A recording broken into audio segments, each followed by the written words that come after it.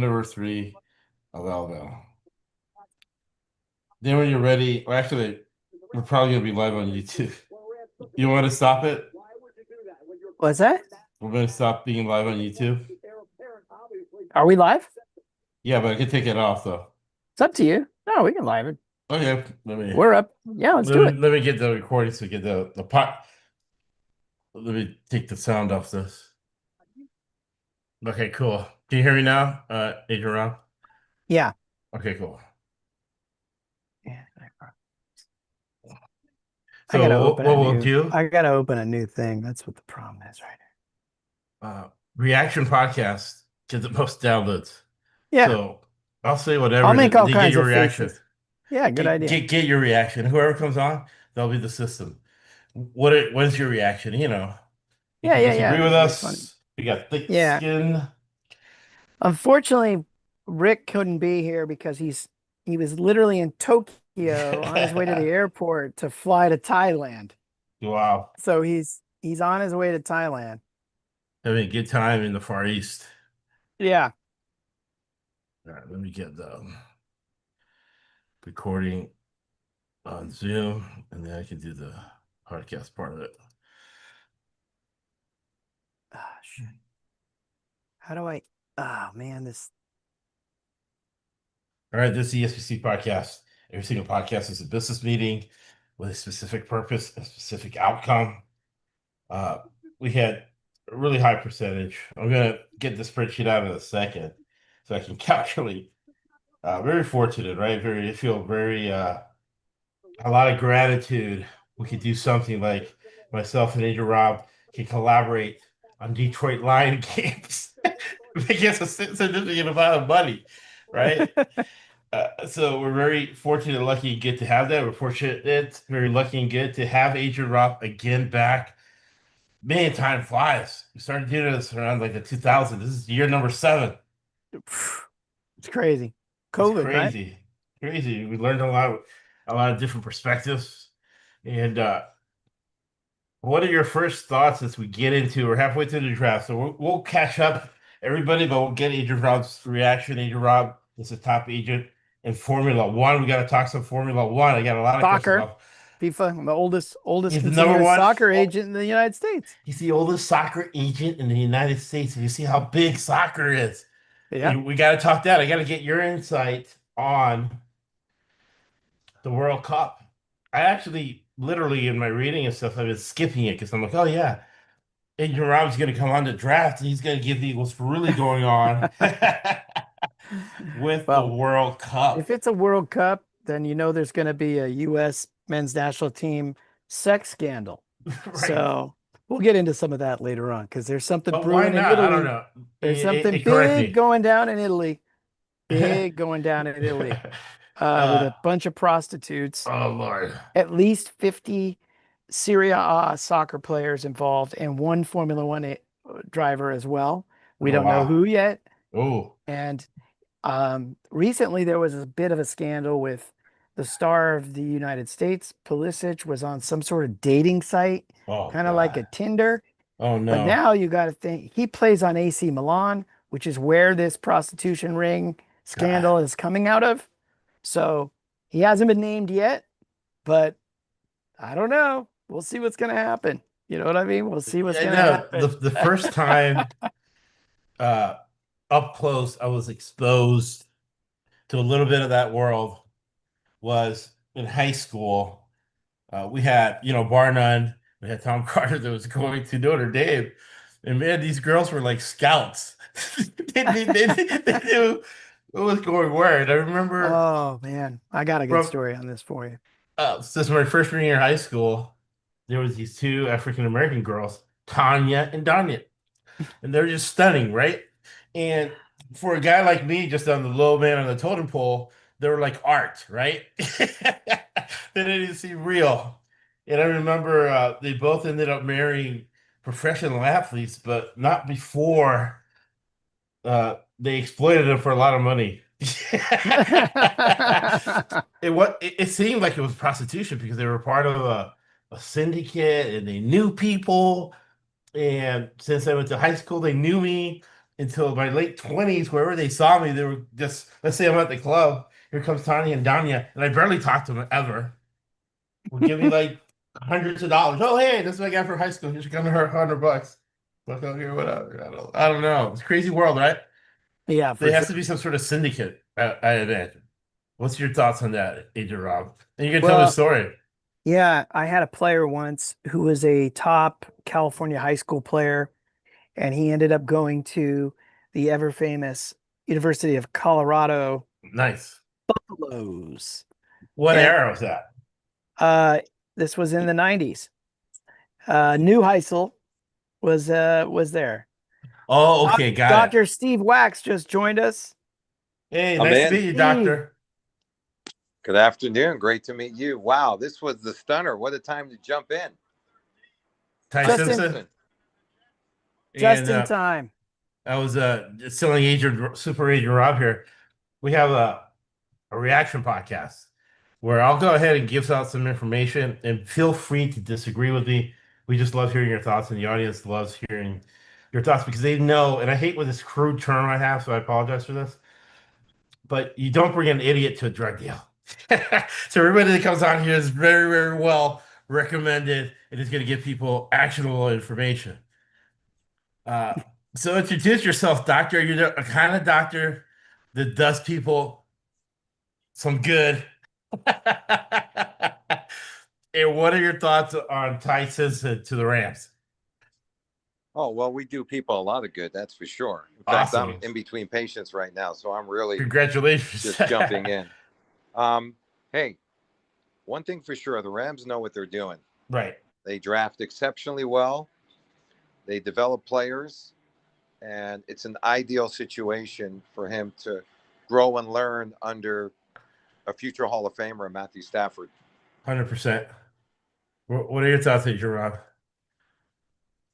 I think at first it's shocking because you think that Stafford, but I mean, hell, Stafford, I thought Stafford was done when he left the Lions when they moved him after he came off of having a bunch of back fractures.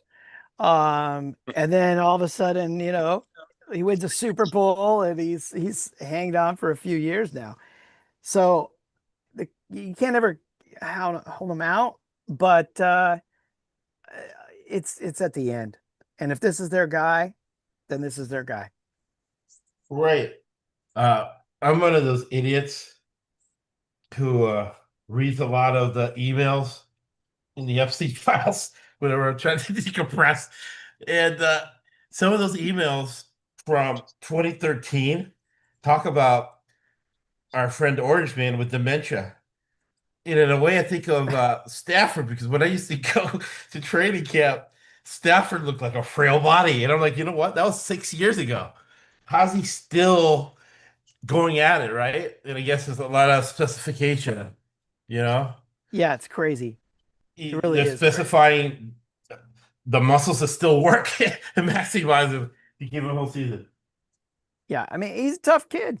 He's a tough kid. I mean, we knew it from his very first most famous clip is Right, in his rookie year when he gets clocked by the Cleveland Browns at the end of the game and right. he ends up dislocating his shoulder on the play, gets back, completes the pass, gets back up, goes down, spikes the ball, and then is able to still get everybody together and throw a touchdown pass to win. And that is all about Stafford. I mean, he's got one of the records for the most come from behind victories. He also is high on the list of pick sixes, but that's another thing. And his Right. wife, and his wife is a very big Cheeto Mussolini fan. Just to You've bring your always hated story, her. just to bring your story full circle.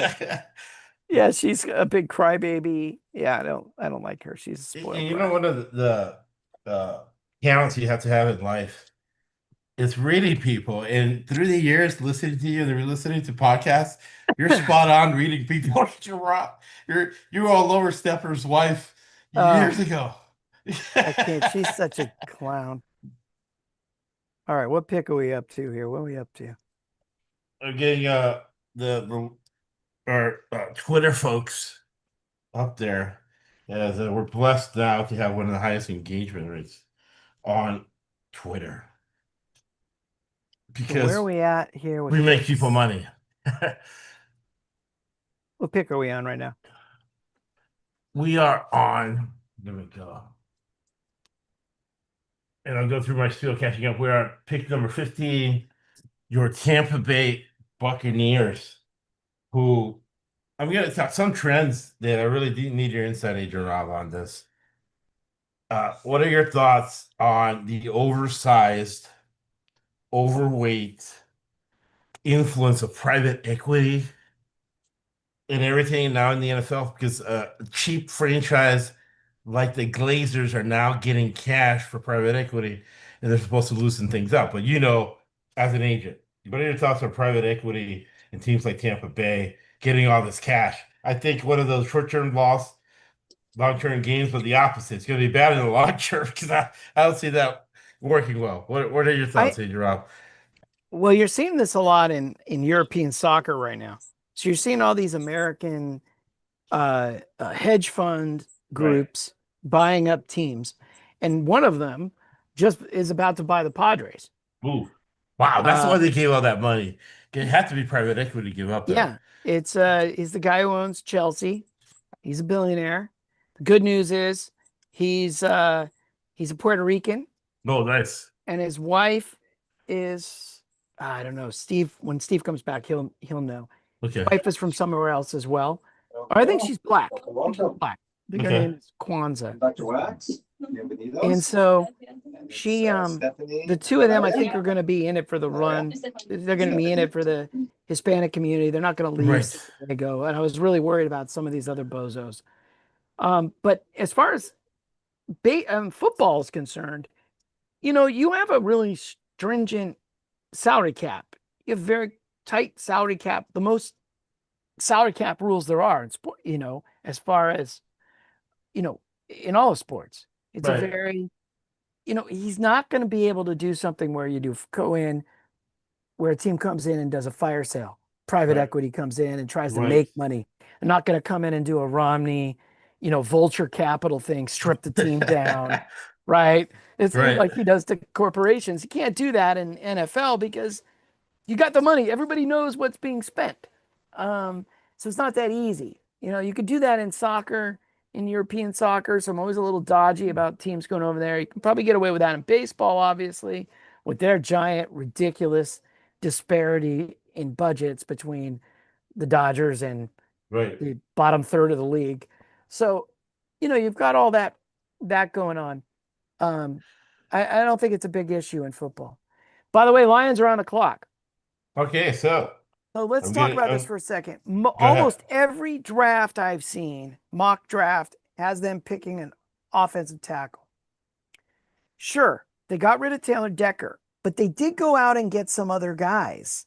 So they got the guy from from Miami to come in, and they've got a couple veterans that are going to kind of fight it out. And if worst case scenario, they can always move Panay over to left side.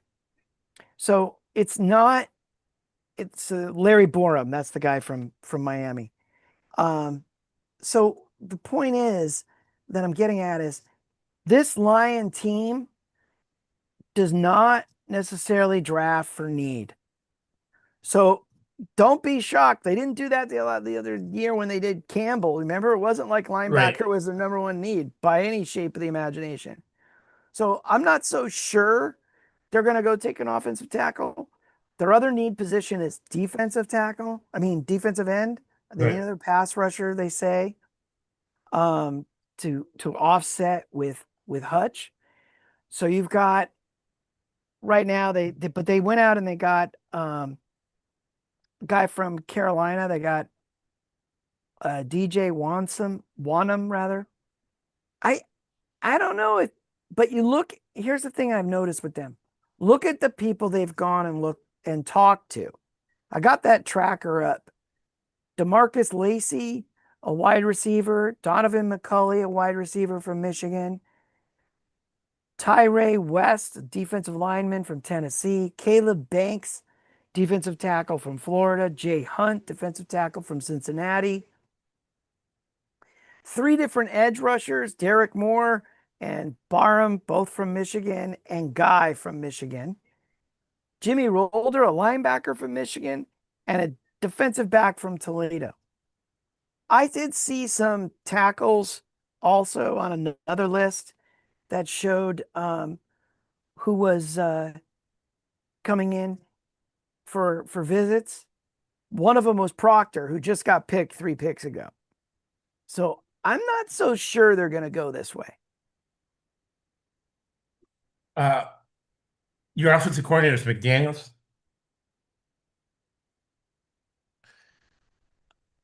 With, let me see.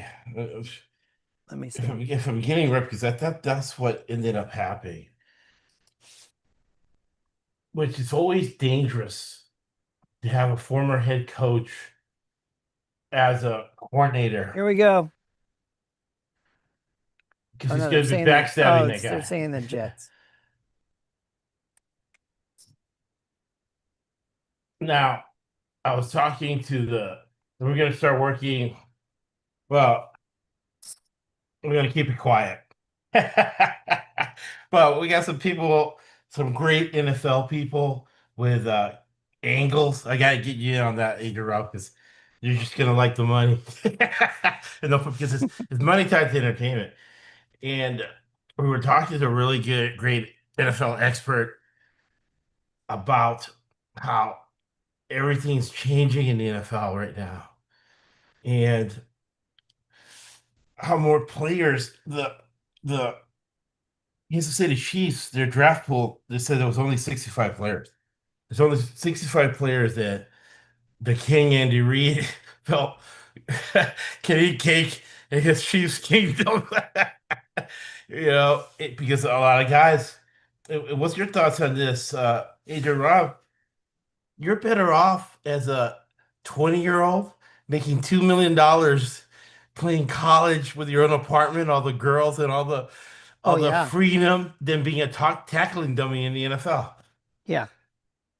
Well, look at basketball. It's even worse. Right. What's the point in coming out? You're going to go end up in the G League. Right. Making $30,000 a year, having to get another job Yeah. to make ends meet. That's insane. I remember when Krzyzewski Here we and go. Lions pick is in. People are cheering. uh, I don't know about cheering the draft, because the draft you're not gonna know I love the draft. for a Lions have while. been so bad for so long. The draft is the most important day. I always had for like 25 years, I've had a draft party especially when it Nice. was on Saturday. Steve, Dr. Wax was a regular. And we would bet. We would bet. We bet. Oh no. Everybody put in money and you get Right. points if you guessed who the next pick was right. Oh wow, I'm We gonna used to check have that. like I'm gonna we check used my to have like, prediction apps. yeah, we used to have like, we would do every pick. Every pick you get to pick again. So, yeah, we've had a fun time with the draft. I always had blow ups of, I'll do it next year, but I Right. have blow ups of the football cards of the worst picks of all time. The biggest busts: Mandarich, Dilfer, you know, Right. uh, the whole So, lot of see, them. that's the thing, I'm Todd Marijuanovich, I know you like him. oh yeah, see, that's a super bust. But I try to keep it positive, you know? Like Trent Dilfer did win a Super Bowl, as bad as he is. The But for worst. whatever reason, That's the worst quarterback to win a Super Bowl. yeah. What's the thing with Trent Dilfer? I haven't processed as much, but I do notice a lot of people hate Trent Dilfer. He's not very Oh, I like likable. him. I don't hate on him. It was a bad pick at the time. Right. And this, the whole thing with Mel Kiper and Ursay that time was just great. Also, that's like the greatest moment ever. Oh So, yeah. Good old Mel character. He was the original. oh yeah, he made it. He made this whole thing. And I remember in high school watching the ticker to see who got picked. In the 80s, the Lions picked Mark Nichols, wide receiver from nowhere. And I'm like, what the hell?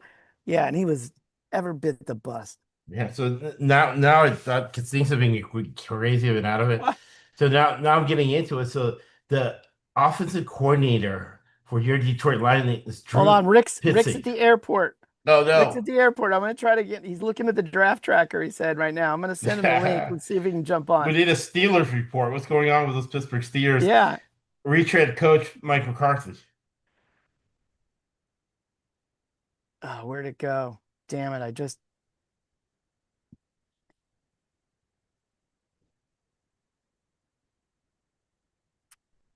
Uh, please work.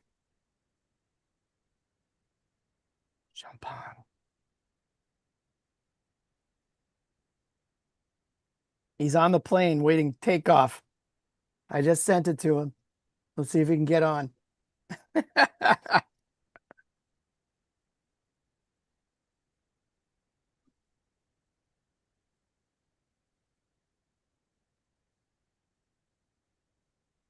So I've got the full list over here.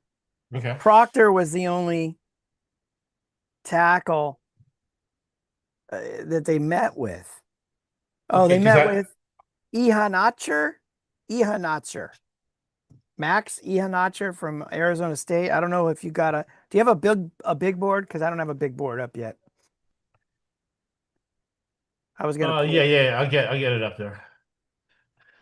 I've And seen if you want, I can Avartse share the and a kid screen. from Utah. The Utah tackle. I just don't. I don't think they're gonna reach on a tackle. I think that how they are. They're gonna pick Brad Holmes. somebody who's a grit guy. Right. That's what they're gonna pick. And so I don't think anybody really knows who they're gonna pick. Brad Holmes is always I like Brad Holmes because he's a little different every year. He's Yeah. not like stuck in one Hey, philosophy. I thought they He might have looks at different traded up. things. I thought they might have traded up. I Right. wasn't unsold on them not trading up because if they see a guy, they'll go get him. But I don't think this draft gave them something that I think they feel comfortable with. I think it's going to be somebody in a trench. Could be inside lineman, it's going to be a lineman either side of the ball. Right, because that's their philosophy, and And that's and what that's they how need. they built stuff. And if they didn't move up, then they know their grinder is going to be there. Right. Fabio, Lions are picking, buddy.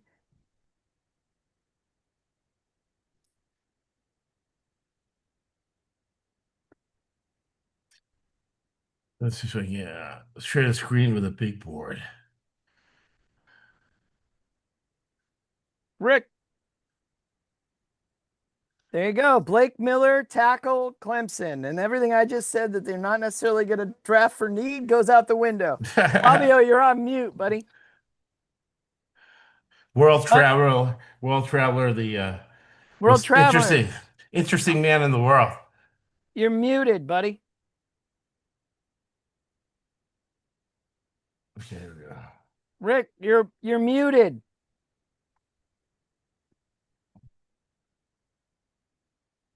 But Palantir's You hear me now? Yeah, he's in there. World Traveler.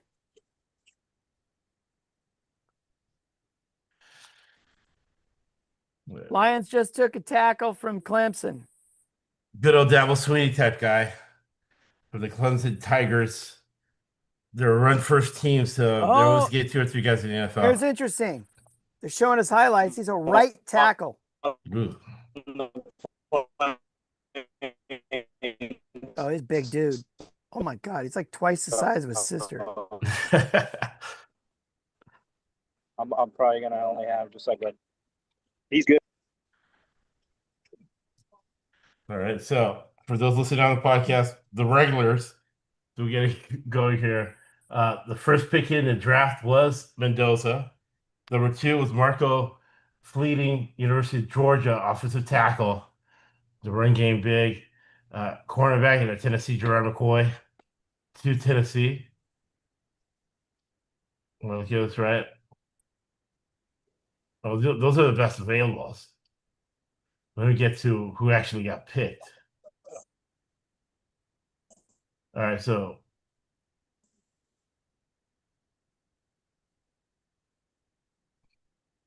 We met with Banks. But here's what's interesting. This kid, Miller, I'm looking at the thing. I don't see. They must have kept that visit on the down low. Oh, but that's good business, right? The people who are the most quiet. He's not on the list. He's not on the 30 list. All 3, right. 4, 5, 6, 7, 8.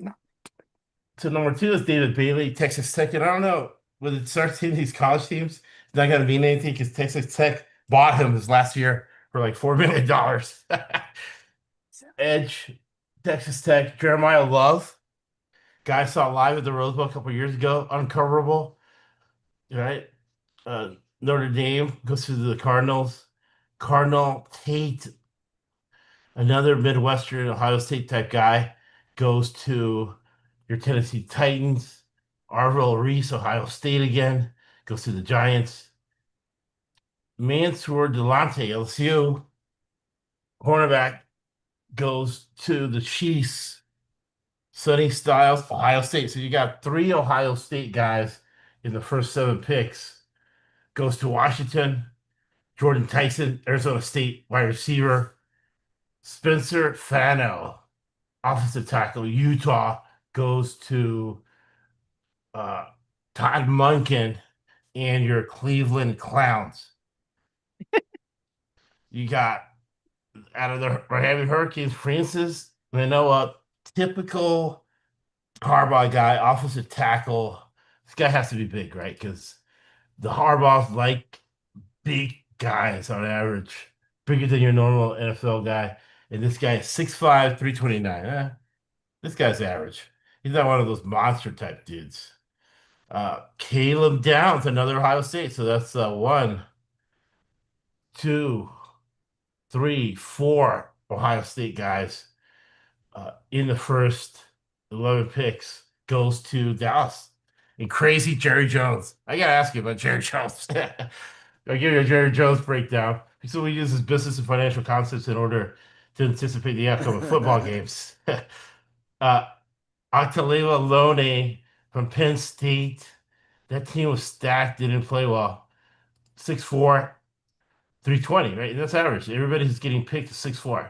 Ruben Bain Jr. I think this is a crazy good pick out of Miami for the Bucks. He's one of those guys. He's like a Lawrence Taylor type guy. One of those physical specimen. Remember Karl Malone? It's one of those guys who's just a physical specimen. And he's not consistent, but he makes big plays that makes difference in games. And when he gets mad, he's unstoppable. Kenyon Sadiq, Oregon, tight end. Uh, that guy does a good job over there at Oregon. He just needs to get over the hump. Blake Miller, Clemson, offensive tackle, goes to your Lions. What do you think, Adrian Rob? Well, what's interesting is if you're watching his highlights, he's a right tackle at Clemson. Guess what? They just got rid of their left tackle. So that means Penei Sewell's going to move over to the left side. This kid's Got going to it. slot into right tackle. Next. So Sewell's going to, the question was, are they going to leave Sewell on the right side? I don't know. It's going to be interesting. Or they may leave him in the right side and bring in the, like I said before, I think it's what's the guy's name? Corum Right. from Blake Corum. Miami. Yeah. He might be able to win if he wins, he's going to be basically battling for a gig versus this rookie. I have a feeling he'll probably leave. Corum will probably do the gig at the on the left side. They'll leave Sewell where he is because he's comfortable there. But we'll see. We'll see what happens. That's what preseason's for.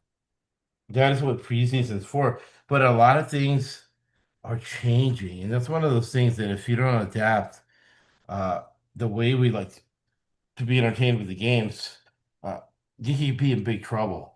And how do you think it's going to be affected, the effect of so many guys being able to stay in college and make a decent income into their mid-20s, really? It's Yeah, going it's to water down interesting. the league, I think. It's really interesting. It's really interesting. You know what else is going to be very interesting on this same topic is going to be how is that appeal going to be for the kid from Ole Miss, the quarterback? Is he going to be able to come back for that 6th season? Oh my God. Well, they let him, as far as I know. Let me make sure. Uh, guess who was his strength I and know he lost conditioning and coach? he appealed. Did he? Has that been resolved? Uh, let Because you're me going to the double exact check. thing. That kid's gonna come out of school. He's gonna be 30 years old. Chambliss, right? You're talking about the Chambliss. quarterback? Yeah. Yeah, yeah. Look it up. See if they've approved him or not. Oh, he Now, lost Fabio. pop quiz for you, Adrian Rob. Gotta get with this guy. Who was the Yes, sir. strength and conditioning coach at Fair State? I don't know. I'm gonna say it's our boy. Yes. Where is Chad he? Nolan. Yeah, I know. He's been hiding. We gotta get Chad Nolan We back. gotta get Chad over here, man. Yeah. Chad should jump in on this night. Oh, Draft night's the totally. best. By the Yeah. way, tonight, one of tonight's sponsors is this is Orange Avenue Wheat by Coronado Brewery. Love Brew, it. the brewer is my boy Sean, and he's a great guy. I've known him for 20 years. Great friend of mine, one of my best Nice. friends, Gareth. So we have to Nice. shout out to Coronado Brewing, San Diego's one of the top brewery. We in a city of top breweries. I might add Nice. that Ballast Point Brewery here was sold for $1 billion. A We also billion have dollars. Stone Brewery down here, and we have Wow. Coronado. So we push our boy Sean, and who's the brewer of Orange Avenue Wheat. It's a orange zest wheat beer, Hefeweizen with orange blossom honey and spices and orange zest, and it's delicious. And Man, that sounds good. thumbs up. We're gonna have their links everywhere. So hopefully they're like, oh, where are these people coming from? Yeah, seriously, To they're the get best. it going. They're the best. Uh, That's where we go for. We're in a. I'll be seeing him again soon. We'll have a World Cup pool. He'll be in with nice. me. Yeah, he's a great guy. Known him a That's long awesome. time. Big sports fan. We'll have to have him on. That's Oh what yeah, we'll do. totally. We'll have him on. Totally. He's a cool dude. I gotta expand, right? I gotta do less of a day job, more media. And expand into the with the way the culture's evolving, and you've been there for decades. But soccer, Fabio, we lost Fabio. Fabio said to me before Steelers make their pick, Fabio said that he said a left tackle is necessary as Broderick Jones has some injury setbacks and might be done. So he wants them to go left tackle. So let's see what they do. This will be interesting. a left, yeah, it will be interesting. Who's left? That's the question. I don't have a big draft. I need a big board up. Let me pull up a big board right now. NFL draft, big board. Do you like I'll use looking at like the Kuiper's. best available, or Yeah. I'll go to Kuiper's. okay? So I can share the screen. I'll just have it up Yeah, and that's a good share. idea. That's a good idea. Yeah, I'll do it now. I mean, I love Kuiper. How do I not love Kuiper? How does anybody that's a draft Nick not love No, Kuiper? exactly. He's the original. He's the And creator. another thing I was talking with my football guy there is how journalism is getting out of control, right? It's been getting out of control now. It's even worse. And Mel Kiper is one of the last still journalists. What means is, in this day and age, it's a person who just does not look at data. Data is important. It Look, obviously has its data's place. in. You're right. Data is important, but come on, man. We got to get a grip. It's getting into soccer now, and it's really Ugh. stupid. It's really stupid. It's out of control. And soccer is not really the data-driven sport. And the theory of limiting returns, right? It'll hit you at some point. So I know a guy, young kid, brilliant kid. He built his own AI model and shows a lot of great information. That's a lot of great journalism. But I said at some point, before we all become robots, you get a good story out there, you get good information, but you have to pick up the phone and call somebody. Right? And they don't have to be your best friend. Just be human for 5 seconds and share some information. They'll share some information from you. And not only will you monetize the information, you'll learn some. because life is always teaching something. Yeah. Some point. All right, so very interesting. Again, it's almost getting like the By the way, here's what's interesting. I'm looking at his big board, and Mel's got Proctor at 17. He's got Ayanaker at 19, and he had Miller at 20. Clearly, the interviews go a long way with the Lions. Those are right. your three tackles right in the middle there. Proctor got picked ahead, so they didn't have a shot at him. But clearly Miller must have had a good draft. He had a good interview with them. By the way, Inside the Den, DetroitLions.com Nice. will show those interviews Oh in an wow. episode coming up in the next month or two. I'm gonna get into it. Yeah. They did it last year. It's a wonderful behind the scenes. It's called Inside the Den on DetroitLions.com. It's basically Hard Knocks, and it's amazing. They do such a great job. I will check them out. Inside the Den. I'm not doing no playing. Who's that talking? Because he ain't doing no playing. Okay. I don't know who he is, but he ain't doing no playing. He ain't So the our boy. Pittsburgh Steelers, we need your guy Rick. He took off. He's got the 21 pick, Mike McCarthy. For those of you guys following along at home, Fabio, Rick, Pittsburgh Insider, is on his way to Thailand from Japan right now. Nice. And he joined us briefly, but it was breaking up. But he gives a lot of great Steeler information that we end up monetizing for the rest of the year. yes, exactly. And he's thinking tackle. So let's see. Right, because the management philosophy hasn't changed. Except they got it more, and this is the other thing too. And you have more insight than anybody else on this super agent, Rob.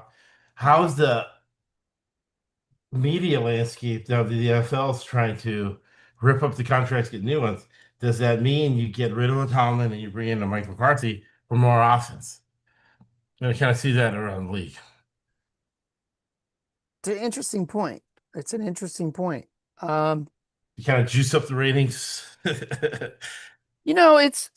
It's been a cycle though for how long now where offenses are winning. It's not defenses win Super Bowls like the old days, right? Offenses have been winning. I mean, look at what the Chiefs.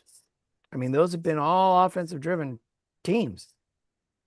Well, it's very interesting. Willingham, he's the head coach now in Michigan. And he did a study, NFL and college, on what wins games. Because, the whole cliche that defense wins games. His determination, his methodology. He's making over $10 million a year now in Michigan. By the way, let's make a quick prediction. I think they're going Sure. to get the Nigerian tackle, Ayanahi, or whatever the hell his name is. What's his name? What did I just say? See if I can. Something like that. Ayanaker. Yeah, no, they're a lineman type franchise organization. They made the playoffs, so you can't Or the even kid argue. Lomu from Utah. But we'll see. It'll be one of the two. I saw Lomu actually some previous drafts showing that the Lions would pick Lomu. All right, so on the clock, your Pittsburgh Steelers. Jerome Bettis. The glory days of Notre Dame. I'll let Fabio know what's going on. Yeah, we'll give him some reporting. They'll get to him better than anything else, right? A nice text to the Far East.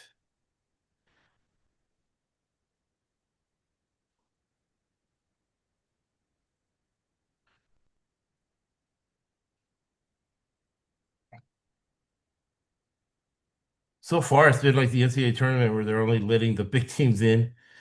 There hasn't been a guy from a small college picked yet. We go Notre Dame, LSU, Georgia, USC. But Kai Lemon He was something else, I'll tell you. Yeah, to Philadelphia. He's going to help out Jalen Wirtz. And the Pittsburgh Steelers get Max in, I don't know how to pronounce his name, in locker from Arizona State. Arizona State, like your running game.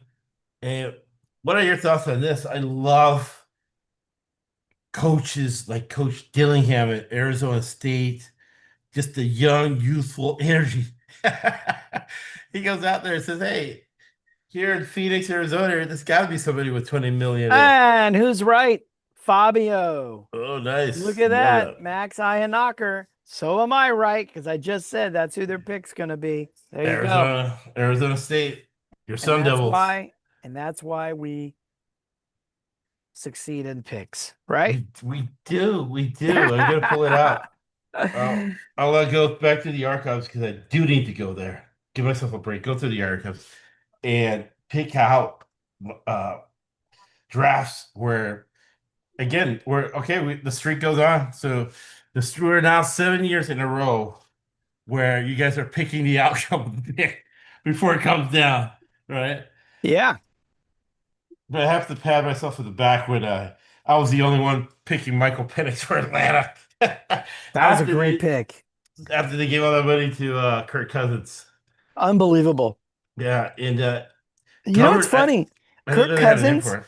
Yes. Kirk Cousins. I was driving across from Connecticut. I was headed east. I mean, heading west to go to. I left my aunt in Connecticut. I was heading out to our property in the Poconos, Right. and I'm cutting through the city. Okay, so I'm Right. going through the New York City, crossing Brooklyn, Brooklyn. I don't know, Cross Expressway or whatever the hell they call it. I'm sitting in traffic and I'm listening to the I think it's a Thursday night game of the week with Atlanta, and Kirk Cousins is throwing for 400 yards like Jesus. he's a like he's Joe Namath. And he interviewed him after, and he led him to the victory and everything, and how great it was, and this and that. And I'm thinking, holy shit, Kirk Cousins is actually performing. You know, his Atlanta didn't do something, dude. Right. 4 weeks later, he's benched.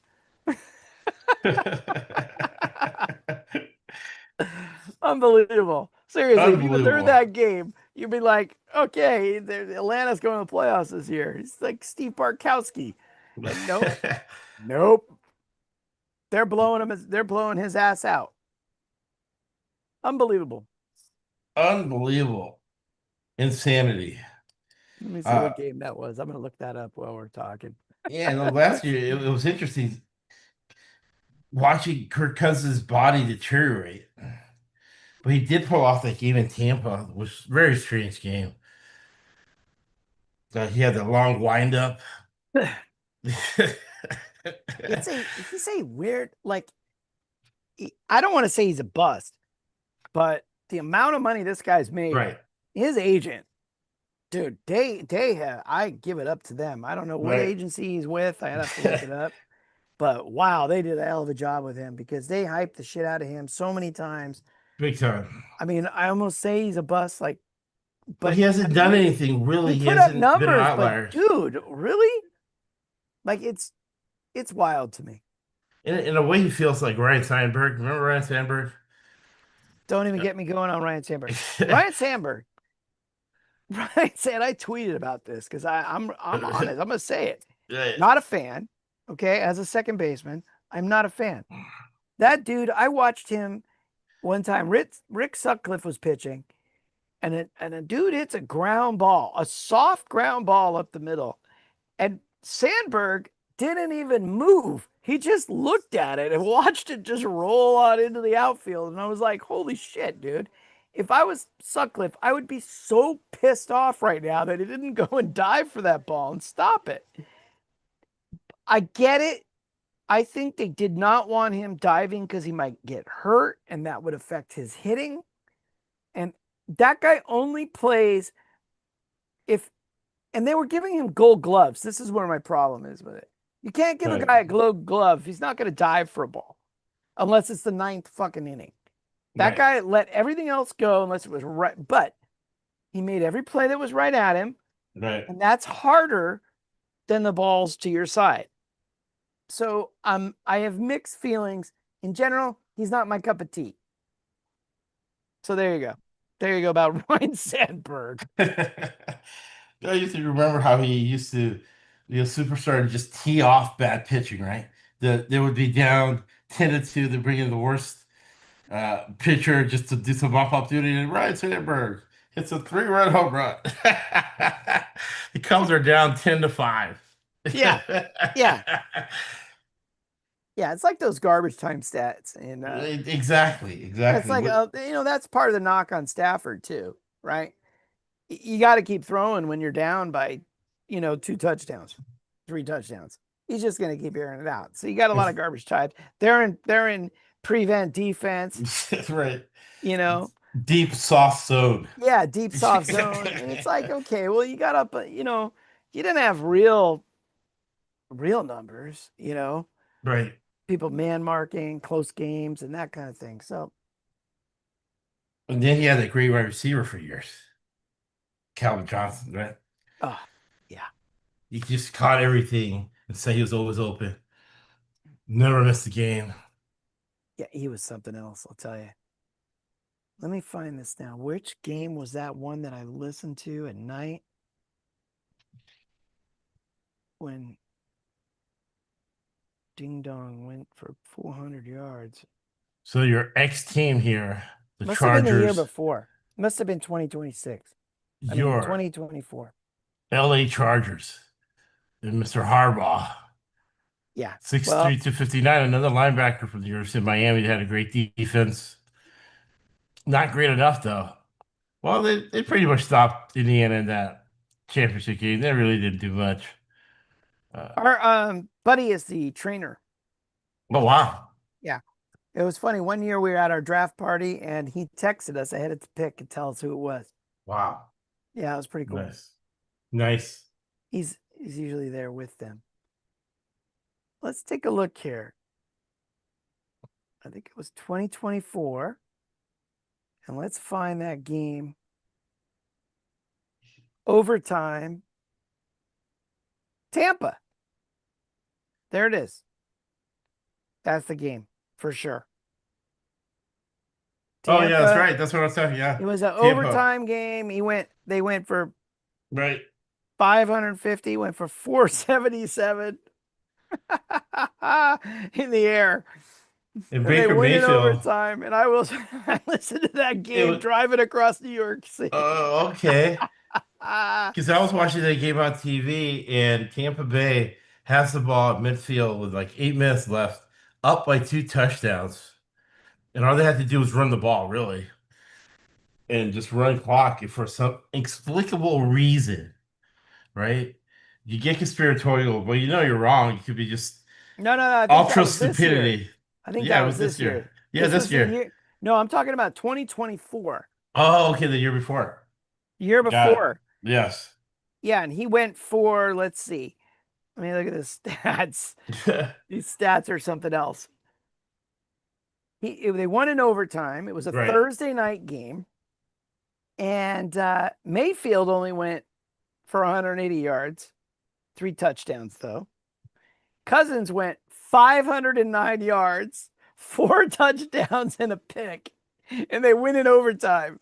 And they interview him, and he went for 500 fucking yards. Right. Unbelievable. You would think, you know what I mean? You think he's fucking Dan Marino and against Tampa. And you think they're going places, and yet they don't. Right. That was unbelievable.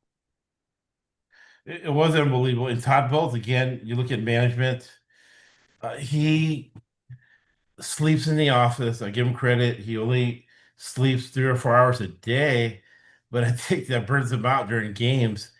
And they have a lot of miscommunication. Stafford benefited from that, right?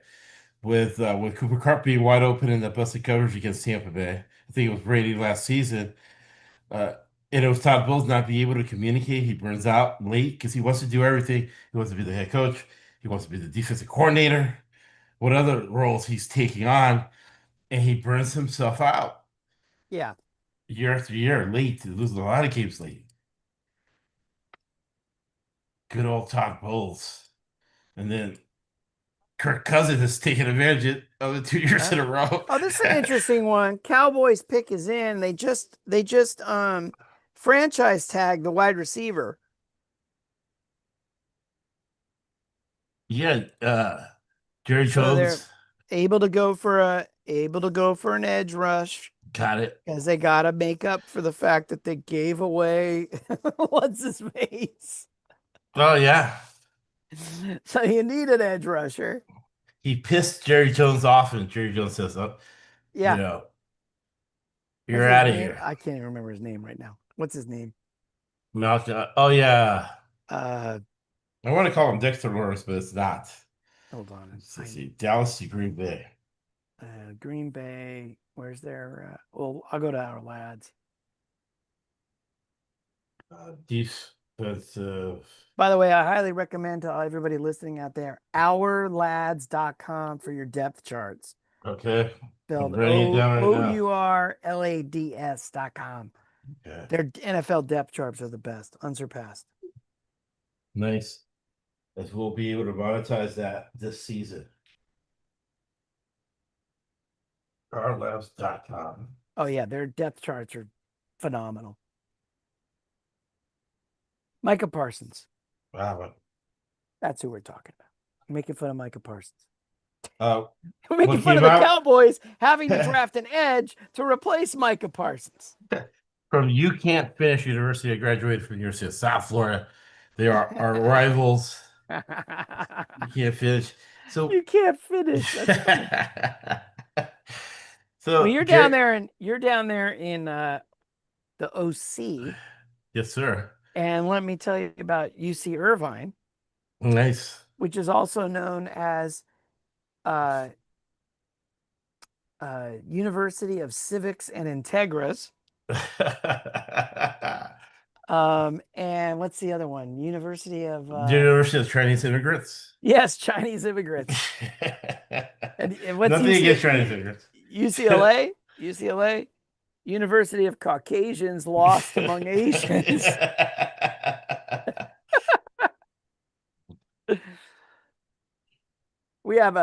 I bought a t-shirt back in the day, back in 1985 when I got to San Diego State. When we played UCLA, we had a t-shirt that said Aztecs say F UCLA in their script. And then UCLA makes a shirt about USC that we made the same when we played them with the Marshall Faulk game. When we tied them 52-52. PUSC. PUSC. With a picture of a cat with a Trojan hat on. I remember that game. Marshall Faulk had a hell of a game. Oh my God, it was a great one. Best part of that game was though, some drunk Aztec fan went running onto the field and he tackled Tommy Trojan off the horse. That's Aztec pride there. Dr. Wax has arrived. Steve, you're on mute, buddy. You're on mute. I think I'm unmuted now. There we go. You just missed Fabio calling from his plane from Japan to Thailand. Nice. I missed the invite to that trip. Yeah, me too. Right? I talked to him earlier today. He's like, I'm 14 hours ahead. Well, he's not going to miss the Pittsburgh. Yeah, I just texted him the pick. He said they were going to pick a tackle, so he got that right. Yeah, I think the top 2 or 3 tackles are pretty can't miss. The first couple of guys. The other guy had kind of a checkered last season. He missed a few blocks and had a few penalties. Which guy? But the one from Alabama, I think it was. Proctor has some work to do, but the first 2 guys, the kid from the islands and the kid from Utah, those guys are beasts, man. Yeah. The Lions took Miller from Clemson, the right tackle. So that's 6 Yeah, hustle I had a big guys. gap in my draft experience because I had 2 new patients come in back to back. And what's Why your that happens? area of Because it medicine, always doctor? does. How's that? What's your area of medicine, doctor? I'm a chiropractor. Oh, awesome. So we deal with a lot of athletes of all levels, every branch of the military down here in, southern part of San Diego. Oh, beautiful. Yep. We got a lot of prison guards too. Donovan's not that far away. So we get some big boys coming in. We could form quite an O-line from my 5 or 6 patients that come from there. Very hard to get by them on a daily basis, I can promise you.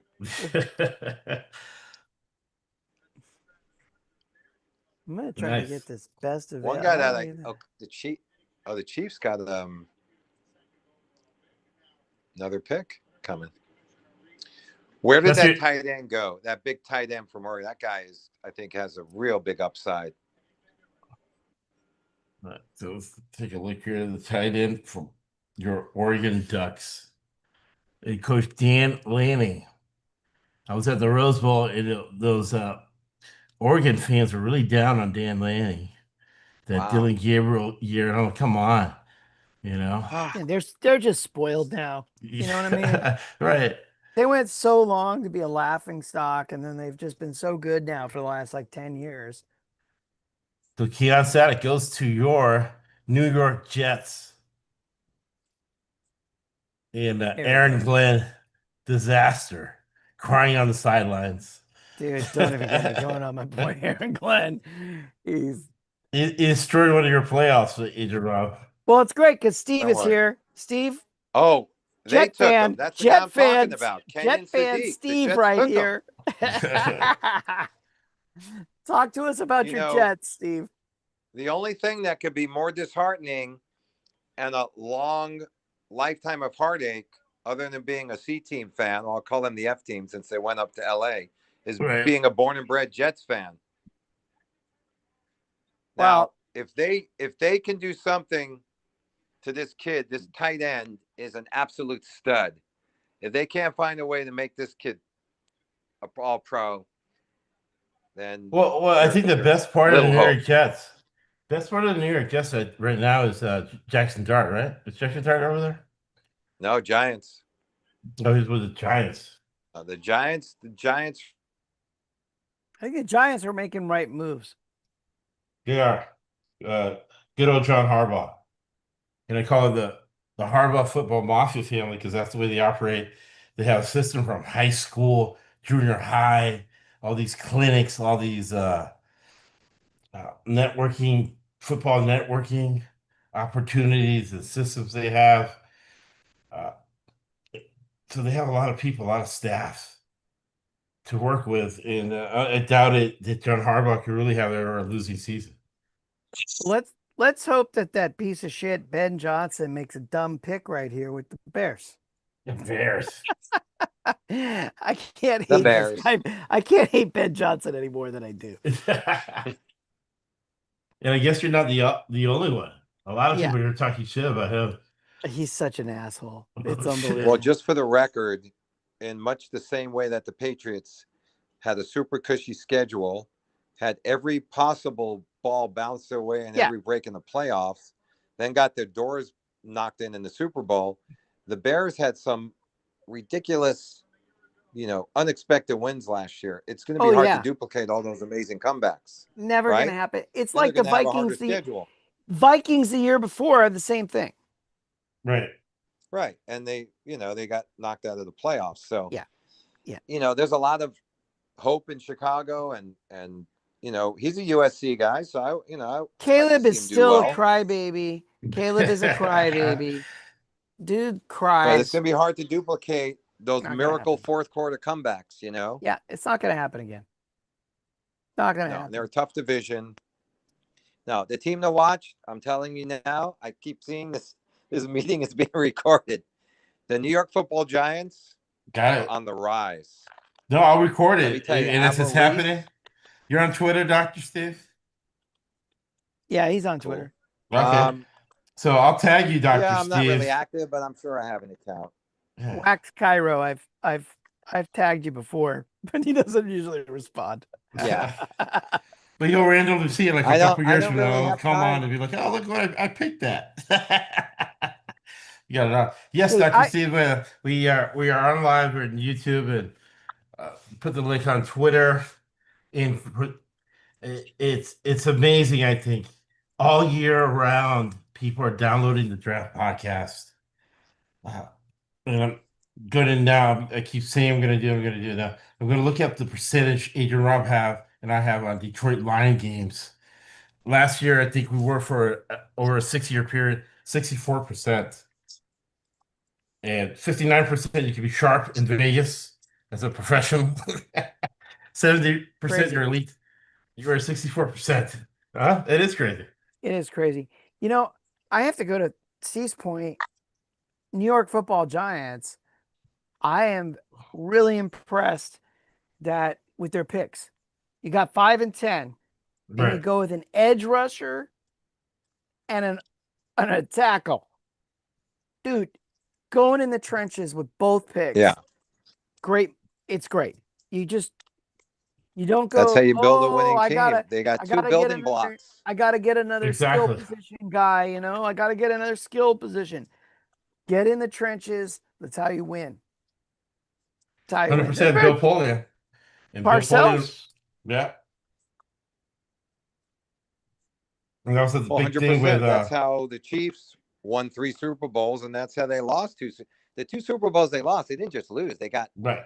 throttled. And both of those years, their O line was down or injured or didn't protect. 100%.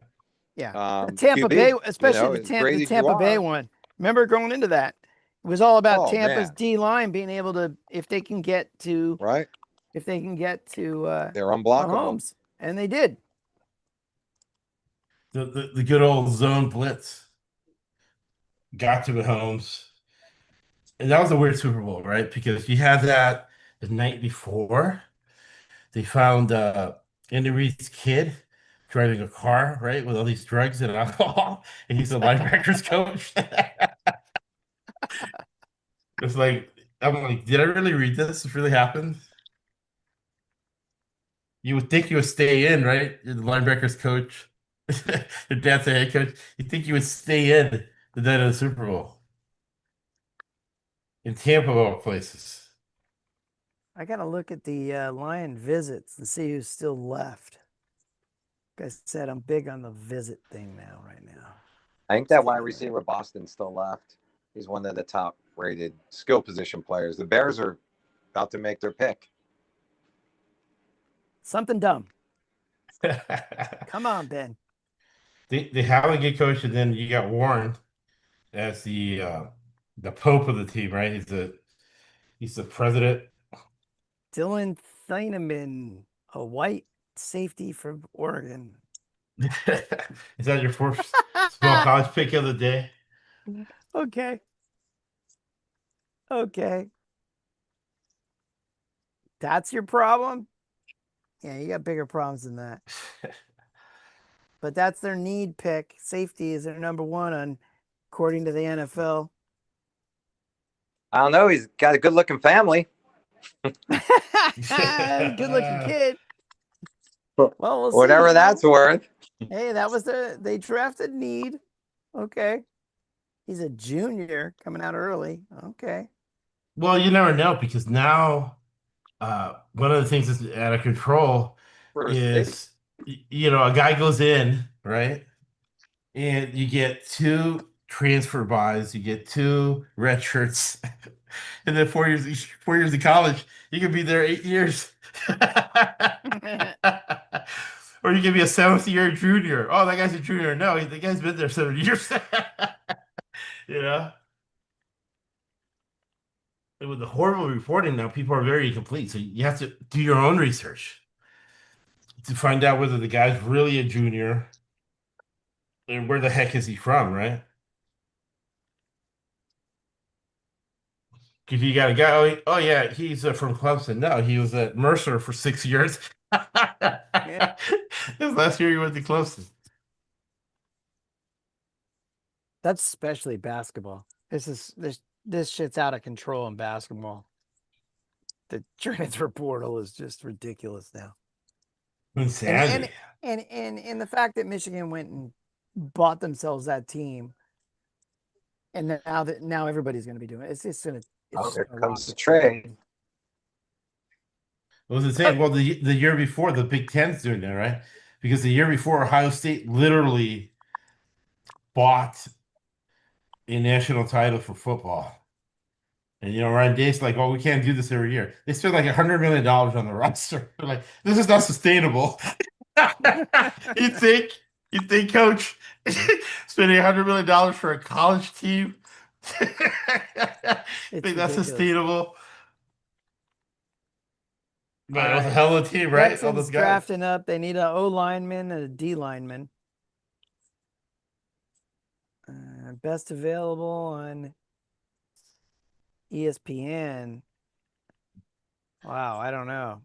So, as a old school guy like me, Adrian Rob, I gave in last year, started using a little bit of AI and doing models and predicting in the aspect that maybe the most money had the highest percentage last year was governance picks, where you decide the outcome, evaluating the management of the company, like stocks. Interesting. Yeah. So you I got did go for Lomu from Utah, the other O lineman, the other tackle from. But there's an edge rucker, Folk, another guy that Lions interviewed. the Texans. DeMarco Ryans is doing a great job there with the Texans, running the team, and then the defense, and then the old perverted Nepo baby owner of the Houston, the son of McNair. He must be on a Zeppelin because he lost that he lost a ton of weight fast, right? In between sexual assault lawsuits. But Goodell's cleaning house. He told him, "Hey, ship up, or we're gonna find a way to sell your franchise to private equity." So teams like that are getting themselves together, like Houston. The worst was Lori Benson in New Orleans. She was so out of touch that she goes on New Orleans TV and says, "Oh, we're tanking for real. We don't want to win. We got to keep costs down." It's unbelievable that they do that. Right. Good old Lori Benson. Yeah, I think she might be the last gold digger that owns a team in the NFL. Adrian Ross. Guard from Georgia Tech.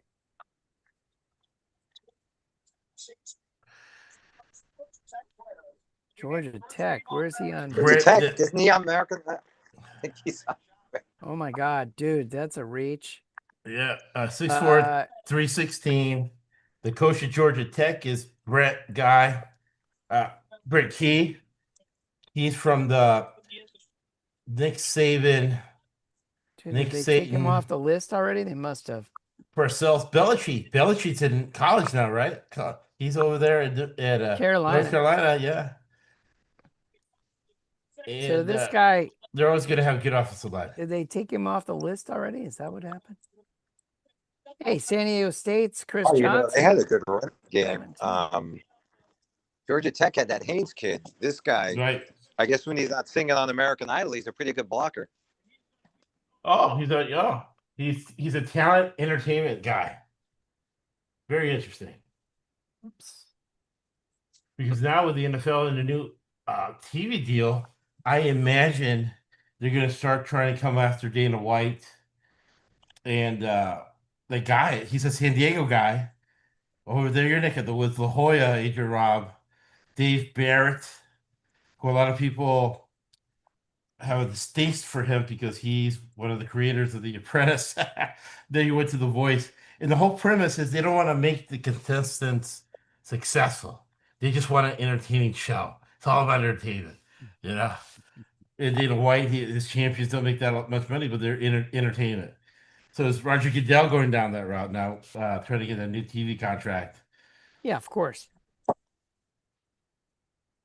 the entertainment route. And now they're one with ESPN, right? What's going on, guys? Dr. Steve, Adrian, with journalism? How low can you go? Now, sports journalism, you have the reporters screwing head coaches.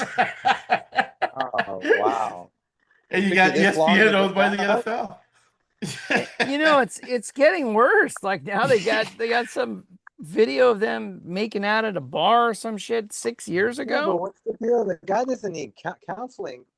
He knows what he did. If he Right. was like said that he was tricked, that he was in some sort of a mental state, he just coached his team to the Super Bowl. I think he's Yeah. of a right mind. He just was like, hey, and I don't give a shit. she actually was not with ESPN anymore. She was with another She's Right. with another agency. another platform. Yeah. But no, there's video now from like a while back, a few years ago now, of Well, them making out in a Amazing. bar. Jeez. So this has been going on for a while, yeah. which is There you go. I just saw that on Twitter today. And then there's a Amazing. weird, crazy interview where she's interviewing him and talking about his wife. Oh, your wife Jen is a great athlete, and he goes, she was, and then she goes, well, what sport do you No. think she could beat you at? And he goes, ping pong.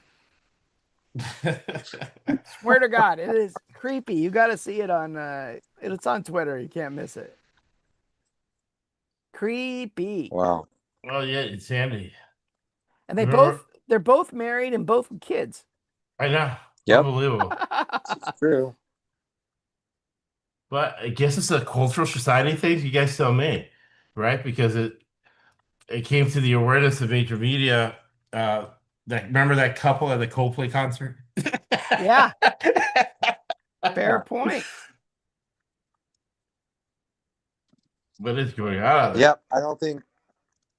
I don't think Babe Ruth would have lasted very long without getting. He already was suspended a few times in his Right. career, but with cameras, cell phones, social media, Oh my he wouldn't hit God. 700 homers. That's for sure. Yeah. Oh, No what about way. Mickey Mantle Mickey and Mantle. Whitey Ford? Yep. Yeah. Famous nightlifers, that's for sure. Yes. Billy Martin, right? Billy Martin was with them too. Yeah, a lot. Well, actually, the one of the great stories was, so they have been talking about how Western Pennsylvania is not the home of football, but it might as well be with Joe Namath, and Home of quarterbacks. Right. Dan Marino, Yeah. and Oh, absolutely. Montana. Yeah, all these guys, superstars, right? Right. So, they didn't follow guys around with cameras and cell phones and all that sort of thing. So someone in his book, I actually remember the interview, was talking about the Jets when they had their Super Bowl run, their unlikely Super Bowl run, the same year that the Mets had their unlikely World Series. And famously, it was said that we would land a man on the moon before the Mets won the World Series. And they did, a couple months later. Yeah. But so as the saying, as it was pretty well known. Oh, Chris Johnson, San Diego State. Look at that Aztec.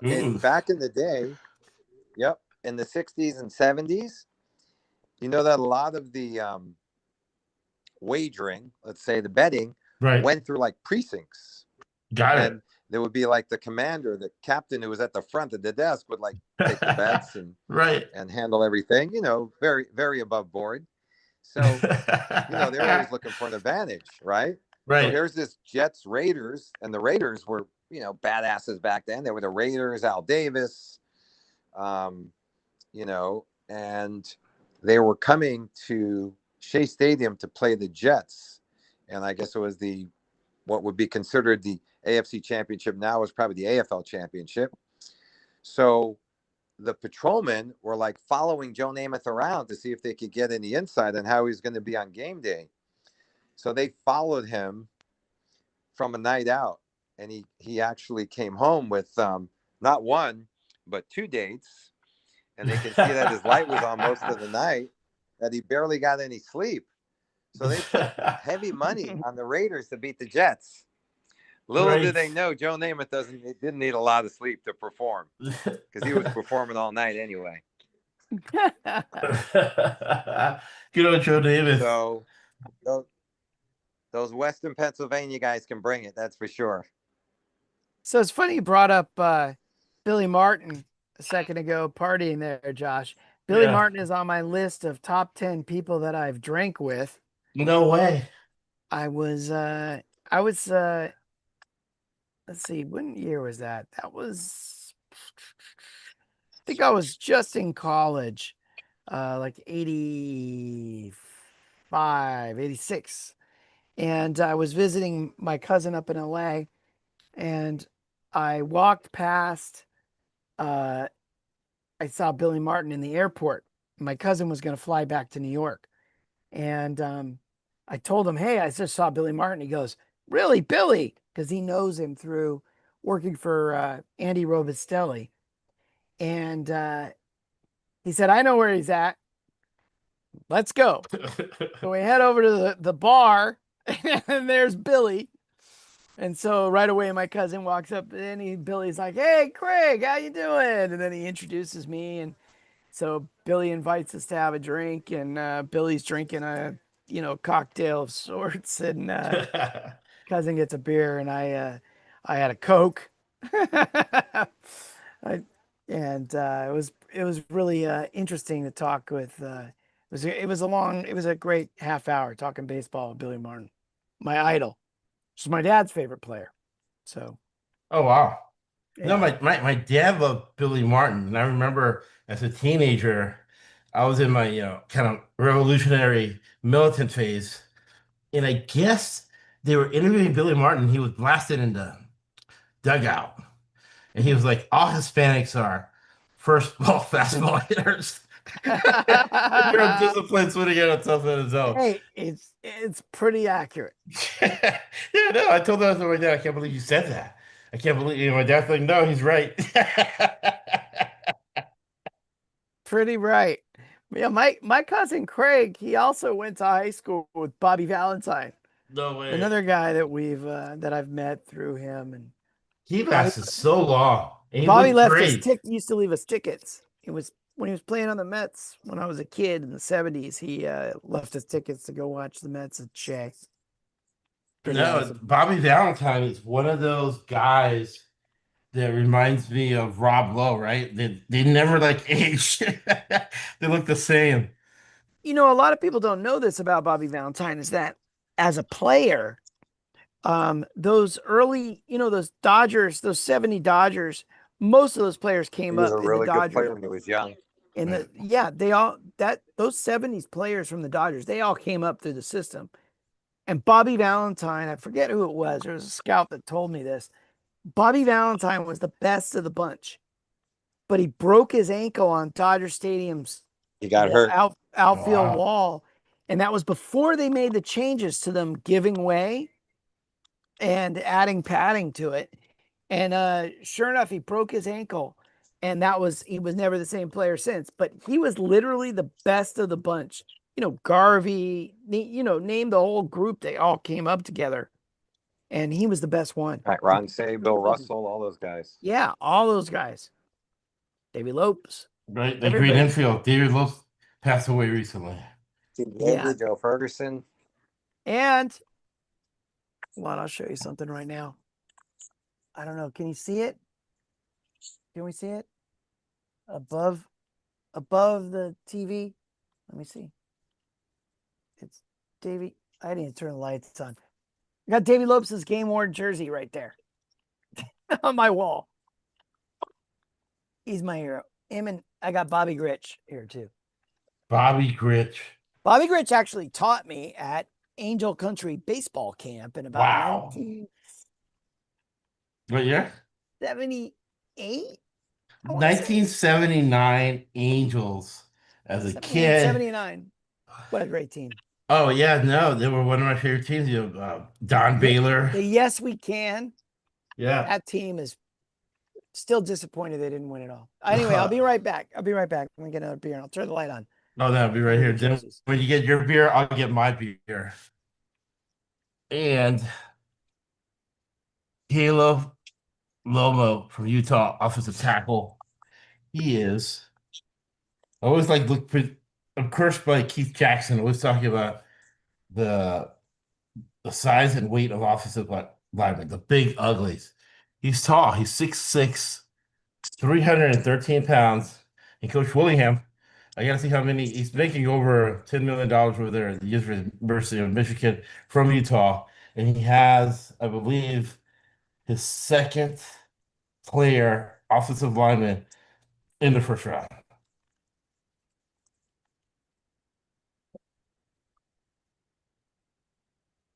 Dr. Steve, did you see Chris Johnson play at San Diego State?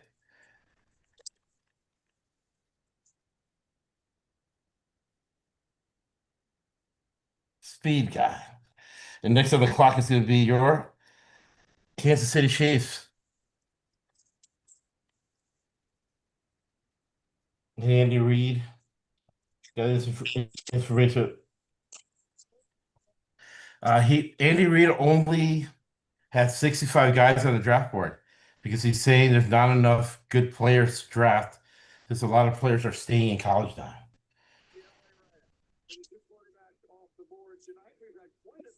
To enjoy that NIL money.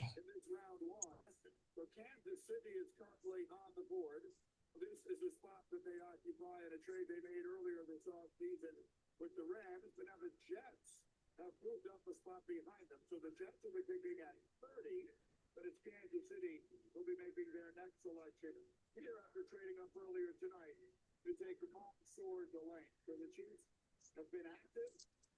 They got the defenses back they desperately needed early in round one and now late in round one with their second first round pick. We'll see which direction they choose to go. Here comes the commissioner to make the announcement. So they get Pete Woods from Clemson, and a lot of the Clemson alumni are going to be very upset at good old Jesus is my NIL, Dabo Sweeney, who's got 1, 2 guys from the trenches in the first round. There? Steve's still there, or did he jump off to a? I see him still. I see. Oh, there I he had is. to go up front. I'm back. I'm back. Ah, there he I is. just saw Peter Woods get drafted. So I got once again, here is tonight's sponsor, Orange Avenue Wheat by Coronado Brewing. My boy Sean, Nice. the brewer. We thank them. Thank you much. All right. Yes. Let me show you my wall. Nice. This is my, I don't know, can you tell? I don't know if it's showing up. Can you see it? That's my, that's our game worn. Can you see it? I don't know if it's coming on or not. Yeah, so the people watching on live stream, what we'll do is Try we'll to make show the screen the, bigger. There you go. It's, Nice. The Dodgers, that thing looks nice. That's Davey Lopes. Wow. That's Baumgartner, the pitcher for the White Sox, the Bill Veck years. Oh, That's that's Rick right. Cerrone, game worn jersey.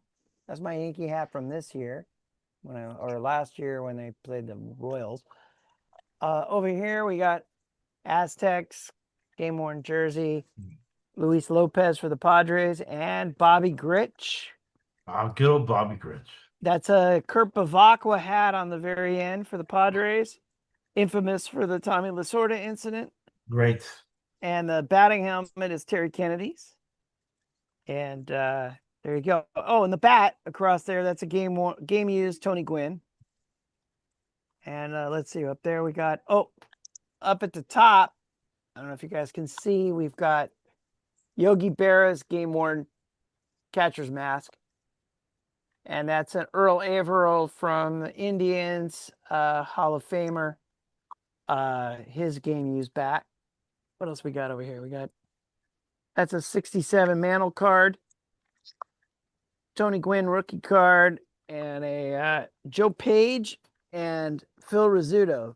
Ooh. Page was my grandfather's favorite player. Oh, that's a 46 Yankee program. And the balls up there's a 41 and there's a 49 Yankee balls. Funny thing is, and here's an interesting piece up here.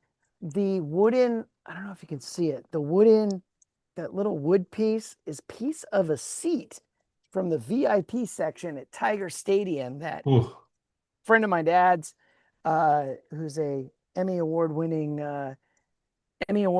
makeup artist. He wow. is actually in our Formula One league, Steve. He actually raced Formula Atlantic, and it's a close friend of my father's. They went and tore up Europe in 1974, driving in an Aston Martin and following the Formula One tour. He was also the guitarist for Ike and Tina Turner. Wow. And yeah, he's a legend, man. He's my hero. He took those for me from Tiger Stadium when they filmed the movie 61. He that Star 61, the HBO's movie about Madeline Maris. He did the makeup on that, and Wow. he was able to pick me those up at Tiger Stadium before they knocked it down.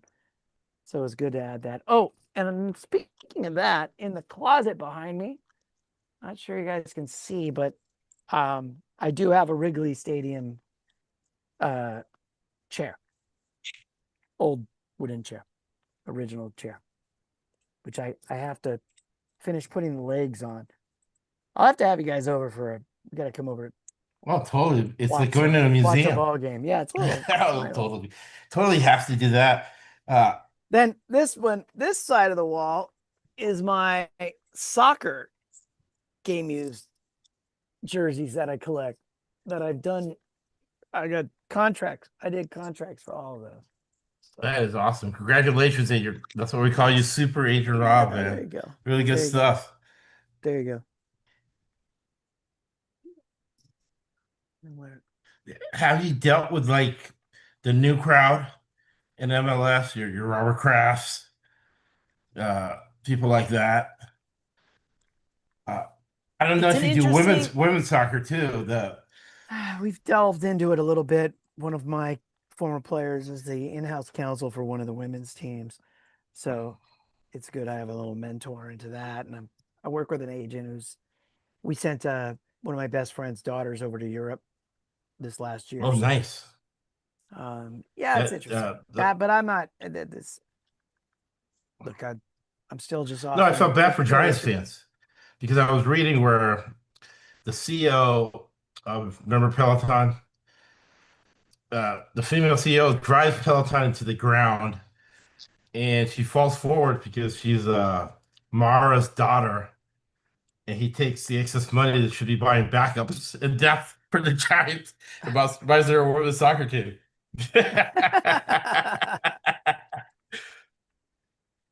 Well, there you go. But they're doing a great job marketing, and those women they're great athletes. Yeah, and look, Rodman's daughter is the superstar. She made $1 million. First player ever to get $1 million. Wow. Congratulations to her. Women's soccer. Crazy to think, Dennis Rodman's daughter, right? Dude, Dennis Rodman. I remember as a kid, they made the big deal that Dennis Rodman got out of Detroit because he was hustling back in the days where the gas stations, the attendant ran out and pumped gas for it. I remember being at in the 90s, I was at after an indoor game in Anaheim where the Sockers played Anaheim, and I had a lot of players in that game. Afterwards, a bunch of us went down to a post game at a famous nightclub in Newport Beach. And God, I can't remember the name of it. And a bunch of us went, right? So me and a bunch of clients, we all went. And sure enough, Dennis Rodman was there. And it was a big deal because everybody knew that Rodman was there. Had his hair painted all freaking crazy. That was the closest I've been to Rodman, 10 feet away. Other than on the court, right? Right. What a disaster, and it was obscene the amount of money he was wasting in the high risk lifestyle. you know? Yeah, yeah, but you know what? Greatest rebounder in the history of the game. Oh, yeah, without a doubt. Better than Barkley, though? Yeah, by far. By far.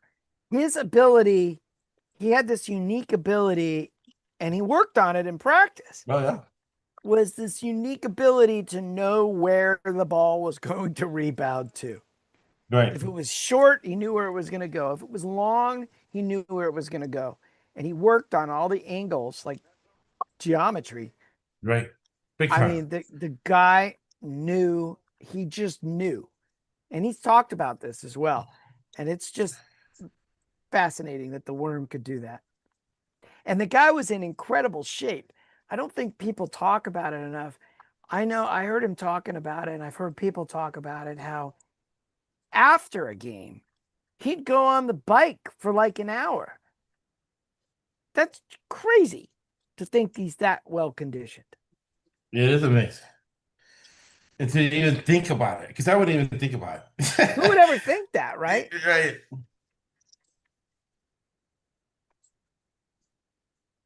Guy was on Did another you get on level. a bike after a game? You know, I played basketball the other day and I was exhausted. I could barely breathe. They're like, man, you're all right, man. Yeah, I took a heart stress test yesterday, and the guy the doctor kept telling me, hey, I had a 67-year-old lady in here and she made it 12 and a half minutes. And I'm like, and they're like, oh, we want you to go 8. And I'm like, well, he goes, but I have to admit, she's a marathon runner, current marathon runner. And I'm like, all right. And I'm like, I'll beat her. And I'm getting the 10 and a half minutes, and they're cranking the angle up, they put it on sprint. So you're running at like 4.5 miles up at 16%. And I'm running and I'm running and I'm at like 10 and a half minutes. And I'm like, my legs are getting tired. I'm like, my Right. heart's fine. I don't have any shortness of breath, but my legs are getting tired. And they're like, all right, you want to call it? And I'm like, all right, let's just call it. I'm good enough. You got enough info?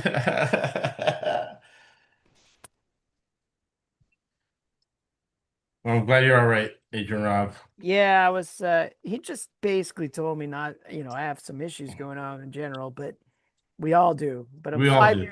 I'm 5 years early. He goes, good you came and do this now because lifestyle change, because if it was 5 years later from now, we'd be talking about you having problems. Ugh.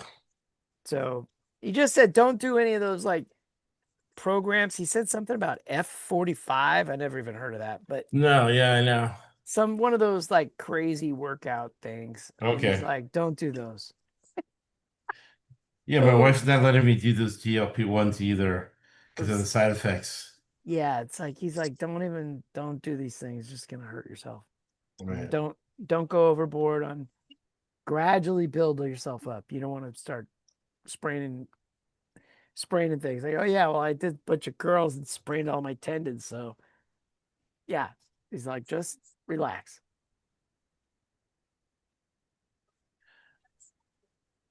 A little bit at a time.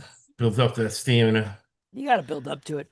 That's like when I did my knee back in the 90s, and I had Billy Taylor, one of the most famous personal trainers, physical Damn. therapists. Awesome. He was the trainer for the Sockers. That's how I knew him. He'd also worked with, I think, the Chargers and the Padres, and he even went down and did the America's Cup team down in New Zealand when they went down there for Oracle. And he was telling me, he's like, well, I'm in there for my rehab for my ACL. I say, yeah, I want to start hitting the gym too. And he's like, okay. He goes, you're going to do the 100 rep program. 100 rep, lightweight, 100 reps. You need to work out in order to work out. So I'm going to do that again. I told my cardiologist that, and he's all, that's great. Don't hurt yourself. Like, okay, thanks. That's what cardiologists say. Well, same thing with me now. I have to get 135 up there. Start doing those 20, 30 times versus trying to do 225 5 times. Yeah, they don't want you to. It's good to strain a little, but not too much. So that's what I'm learning. But you're in beautiful San Diego, so for the average guy out there, you're gonna have more days, higher percentage of days you can just go outside in beautiful weather. How beautiful Pittsburgh is, by the way. Rick would be here to tell us how great Pittsburgh is, but it looks beautiful. The They four have and a a half. beautiful baseball park too. Yeah, right next to each other. They just showed it on ESPN. It's 4.5 hours away from my place in Poconos. Oh wow, It's not that far. nice. I need to hit there. I really want to hit there and, kind of. My place in the Poconos is interesting. There's some people that come down on Saturdays and Sundays, a bakery from Scranton. Wow. Joe The Biden. office, right? The office Joe is great. Biden. Joe Biden. Oh Goes yeah. and they come to my little Jim Thorpe tourist attraction town, which is like a Victorian town, right? Right. Original. And on weekends they have these amazing Italian pastries, right? Oh, I imagine. And what's amazing is I'm looking at talking to these guys, and they got this great accent. And this accent is literally, and it makes perfect sense. It's literally a combination of Philly, New York, and Boston. Oh, If you can no. imagine the mix of this, and that's the accent. Each time they talk to you, you don't know was that a New York accent? Or was it, Boston? Or was it Philly? Yeah, Philly. It's a combination. It's crazy. And that's because this place is like located like an hour and a half from each one.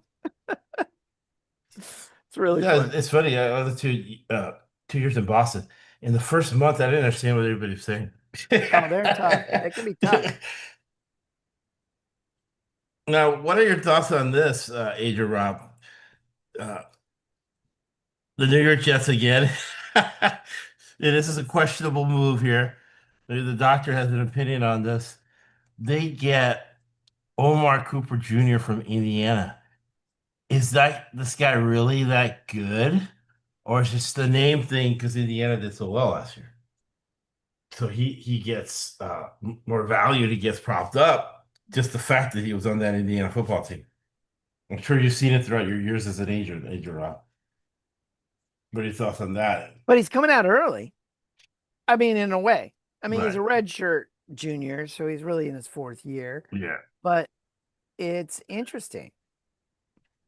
He wasn't an outlier. Maybe I'm getting too old and I'm in the past and need to die in the past. But am I too old to where I want an outlier? I want a Michael Jordan. I want Elvis. I want, just a superstar guy. And this guy wasn't it. He's small. Miami shut him down in a title game. No. He's not that small. He's 6 foot. 6 foot, yeah. Well, not for a wide receiver. He's probably in the slot, right? Yeah, they say he's a slot guy. I'm reading it right now. He's played outside as well. He can do both. But he's a slot guy.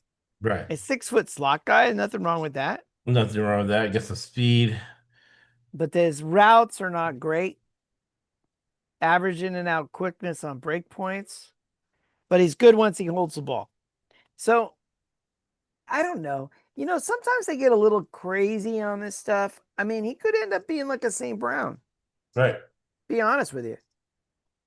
I mean, although I have to say, I mean, St. Brown he's a different individual.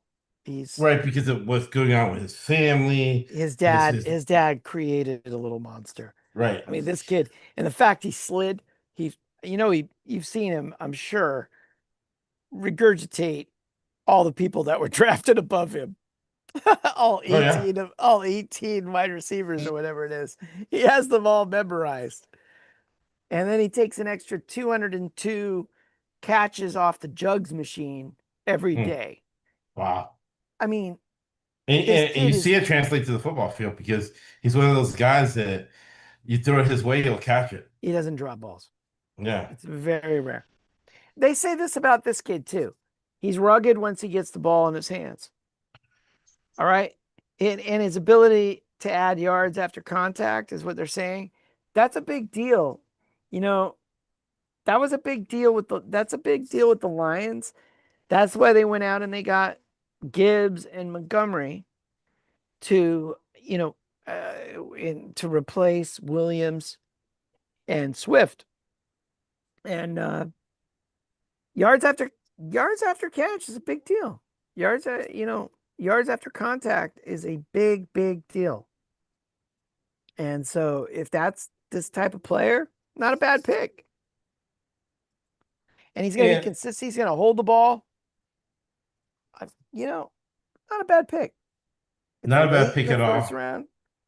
Same with this kid from the tight end. I mean, they're adding some offensive weapons.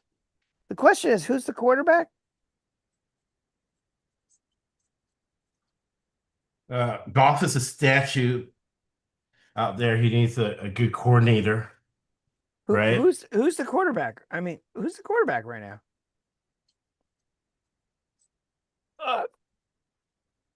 See, did they figure out their quarterback situation? Let me look this up now. the coordinator is Petzing. He's a disciple of the great Kevin Stanowski. Oh boy, who's the quarterback then? Let's see. Geno Here. Smith.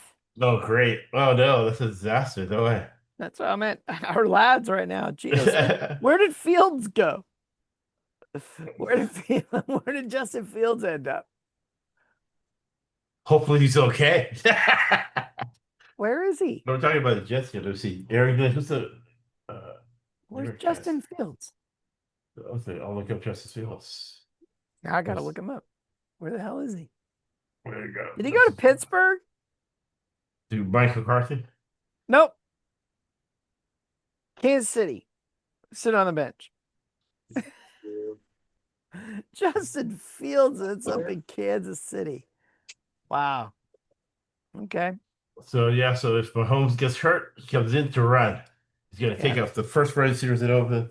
Justin Fields will take off. He's one of those guys, God bless him, but he's never won a legitimate game, right? He was at Ohio State where they had 10 times talent than everybody else. The knock at him coming out of Ohio State was, if you remember, he couldn't go through his progressions. Right.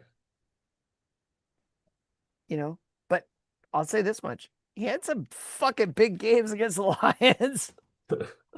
I was kind of happy to see him leave. Because the Lions had that philosophy running quarterback can't beat us. So inconsistent. That guy ran for a lot of yards against us. He played as well. Dude, look at where's Rick so we can talk about the Steelers right now. Yeah, right we now, need Steelers knowledge. On their depth chart, they've got Mason Rudolph as number 1 and Will Howard as number 2. Oh boy. If they don't he has to be coming back, right? Rodgers has to be coming back. He has to. I thought that was the plan. Right? There's no way Mason Rudolph, they would have drafted a quarterback in the first round if he wasn't coming back, right?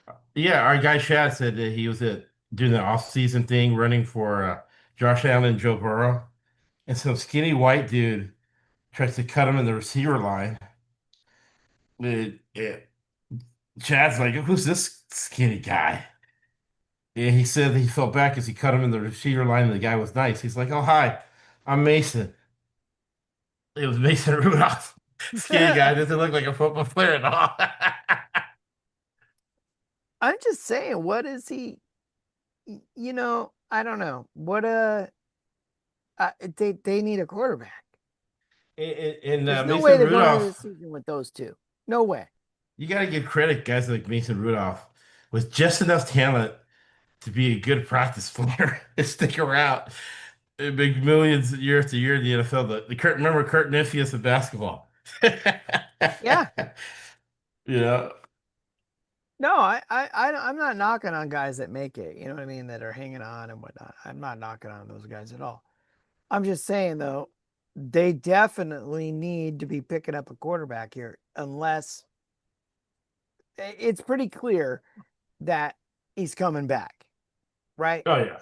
Absolutely. And what did they pick? An O lineman. Because They're you're going gonna to run say the to ball. him, right? They're going to say, look, we got you a left tackle. Come back. Right. We're gonna run the ball. And when you see a defense that you like, we got a left tackle to protect you. So you can get the ball out there. Old ass now it's old ass Aaron Rodgers. Yeah. He's definitely coming back. Yeah. Or else And they would have made a move. You know, they would love have the whole moved thing him. with getting McCarthy there, right? Because they had to work together. How long ago was it that they won the Super Bowl? And then during that era, they were going to the Super Bowl again. They had a great team. And then Pete Carroll steals the game from them.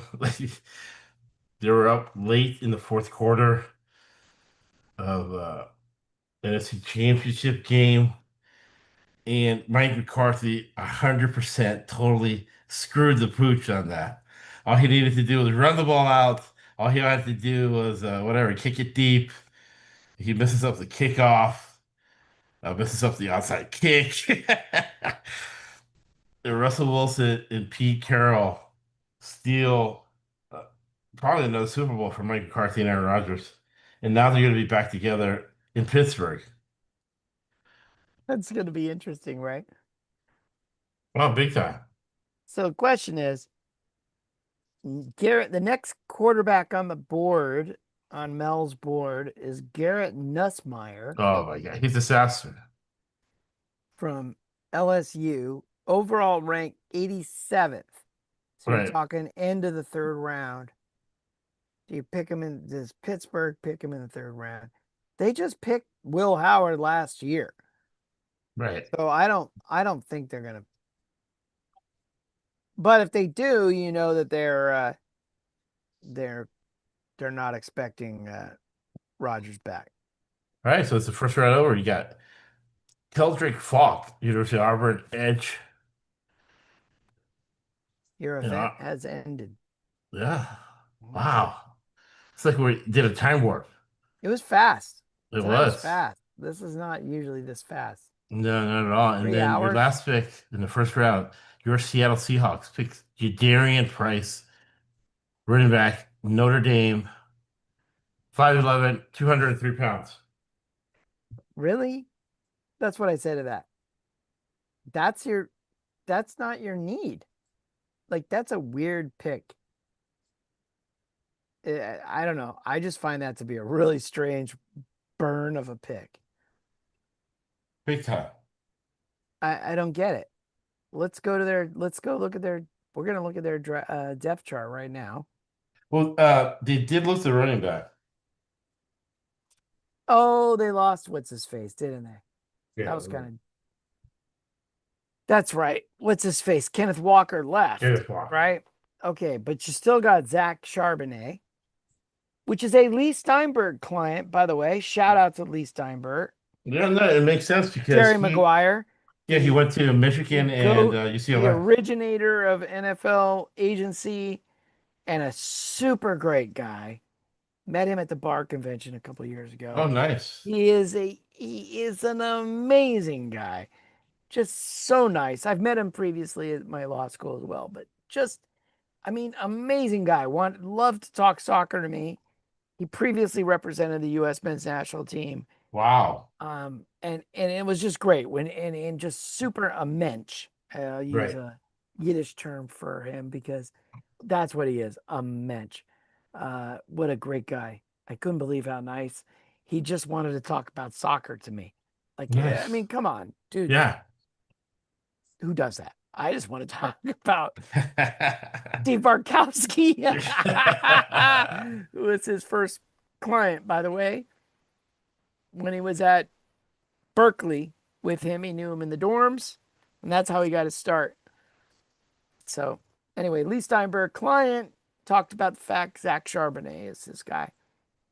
And now they added Jardarian, a backup running back, as your number one pick. I don't think that team was that good. No. I'm going to say it right now. They got very fortunate. And, you knew they were going to beat the Patriots. I told you this before that Super Bowl because the Patriots beat fucking nobody on the Nobody. way in, and that's not how you win a Super Bowl. That's how you get to a Super Bowl. But yeah, Really, I let thought me that know was what a your thoughts are on this, Adrian Ron. But yeah. really, it seems like the Patriots got to the Super Bowl, because they did have that horrible strength of schedule, but they were just the most organized team. They showed up on time the most, did the most, conventionalism type. Yeah, nobody was Did the off fucking around off the field except for the right, coach. except for the coach, because he had really good support staff, right? They could handle But him. how many people are talking football while they're whispering sweet nothings to their mistress? Right. He's talking about, cover twos and stuff like that. And, Well, that's the thing too. She knows what he's talking about. yeah, she knows all about it. She's more than happy to tell him that, don't bring out that wildcat. She was his eyes and ears. The crazy thing is they're both married and they both have 2 kids each. In there's another way you got to figure out for me, Adrian Rob. What's going on in major media, right? Major media. This is supposed to be more conservative, more conventional. But the number twos, right? Like Chrissy Gnome's number twos out of Oh my control. God, dude, seriously. Talk about embarrassment, right? Oh my God. I haven't even watched any of those No, videos. I stay away I've from seen it. the Yeah. still photos and I'm like, I don't need to know anymore. No, not at all. Dude, but The she's smoking. embarrassment of it all. I'm gonna say it right now on the podcast. Anybody Yeah. that's still listening, I don't know who is, but Yes. But uh they listen all year round. You got people probably walking their dog she and doing whatever she shot her dog, in the her face. puppy, In the face, yeah. and then thought it was a great idea to talk about it in a book. That's what got me. Are you're fucking psycho. Right. Like you are a serial killer because the Oh, FBI has 100%. said if you harm small animals, Right. you are a sociopath and you are a serial killer. This Right. woman is going to go on and murder people. This If she goes to did, yeah. what is up with these Republican women? Let's not forget Sarah Palin, who liked to hunt wolves out of the side of a helicopter with an M16 or AR-15, shooting wolves from a helicopter. Like, what kind of fucking psychopaths are we breeding in this country? It's crazy to me. Like, it's just crazy town. It's crazy town, and then uh, you know, it and I was talking, my wife's a psychotherapist, and if you don't check yourself, right, you become delusional. So you got people who do not check themselves, and then the people around them are afraid to tell them anything. It's like Oh, yeah. maybe you shouldn't put shooting your dog in the book. Maybe you should take that out. I don't think that's harming small animals that do not have, that can't defend Right. themselves. There's a problem here. We have problems. You can't be people that harm animals.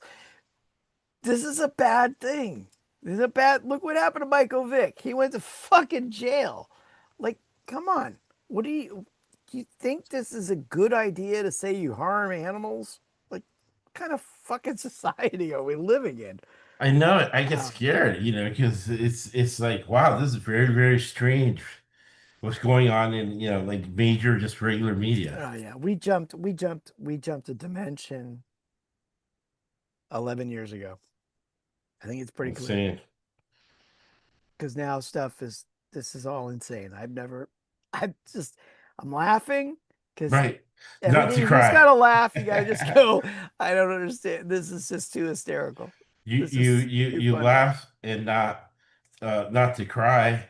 And what's going on with sports, I think it's important because it's a way to make sense all the craziness that goes on in the world because sports is a slice of it, right?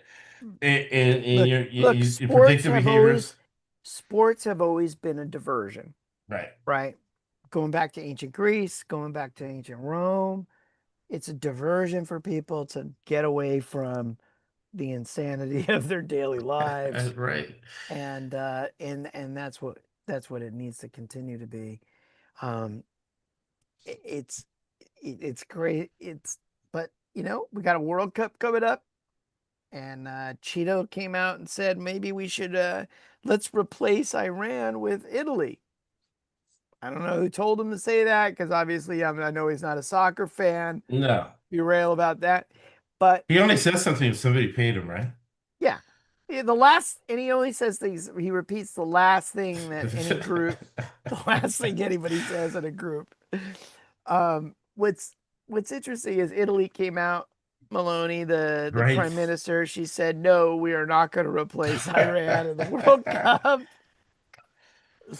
Maloney's what she to be honest, do you follow geopolitics at all, Agent Ron? Yeah, Because of course. I think Georgia Maloney, obviously I disagree with a lot of what she says, but she has been one of the most nimble politicians out there that she's been able to go to the center enough to gain power, you know, and she's one of the best right now at going after Mr. Orange Man. She's not playing it, and the guy from Spain's not playing it as well. He was Oh, right he's out of come the out chute. strong. He's just like F you. Um, you know, yeah, we don't need to get too political on No, this. no. We're looking at it It's like just, athletes. We're like, oh, it's she's doing a just, good job. it's just No. completely insane. Is what it is. It's Oh, well, thinking about them, not to get in politics at all, but the number twos, right? What about Swalwell's number two? And then number two, the main squeeze that was on his staff because he's coming out there. I'm going to kick Swalwell's ass. So wait a second. Your girl was screwing this guy for uh, what's weird what, about 5, 6 years? Here's what's weird about Swalwell. So they always focused on his thing with Fang or whatever, some Right. Chinese. They always focused on that. But apparently, when in November, when he announced he was going to run for governor, Governor. apparently there's been an op hit piece out there about all of his drunken carrying ons and sexual exploitation, Right. which I think is interesting. Well, this So is interesting, that but he's this from the was Bay out Area, there. right? Yeah, this has been out there since November, Wow. and it only now comes out 5 months later, 6 months later, when you're getting close and he's winning. So they've been Right. like sitting on it and sitting on it, and now it's like, bam. Interesting. It's interesting, because he had an edge to him, and he wasn't kind of an outlier out there. But were you like me? Because I kind of felt that it was coming. Something was coming. You know what I mean? It was no way this guy's gonna make it all the way. There's gonna be something, especially I guess the Chinese spy thing kind of does that to you, right? Say, okay, uh, there's no way they're gonna let this guy get to a I certain never range. thought he was going to. Look, I like him from the Russia stuff. Right. I thought he was very good on that. He was very on top of it, very articulate. I did not think he was governor material No. necessarily. So I was kind of surprised he was even winning. Um, then again, the Republicans are rolling out a British guy, a pompous, arrogant British guy. Steve That's Hilton not from gonna Fox News. that's not gonna work. So we know that's not gonna work. It's like this is a crazy fucking race. Crazy. It's crazy. Uh, you have Katie Porter. Want to talk about the She's not University gonna get it. She's far of left. Chinese You got Immigrants? Steyer who's running over even farther left. That's Right. not gonna work. I don't know who the hell's gonna win. So far I like the guy from San Jose, Mahan. San Jose. Uh, I like him a lot. but I hesitate because of his relationship with Peter Thiel. Oh God, really? I didn't You know know, that. A yeah. Democrat with connections to Peter Thiel? Yeah, him and Oh, Rokana. I like Ro Khanna Rokana too. does? Yes, he has all those Silicon tech guys. He says he Oh, gets them. And it's like I like Rokana a lot, but now I have to yeah, hesitate. Yeah, yeah. the whole Okay, tech bro thing. I'm kind of open. nonpartisan.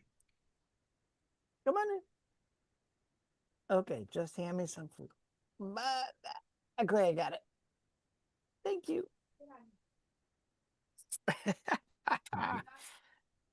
Dinner has arrived. Nice. All right. Go see, go see mommy. Dinner Well, from Fatouche guy. The what is it? The shawarma guys in San Diego. It's a big nice. chain. They are also located at the Snapdragon Stadium.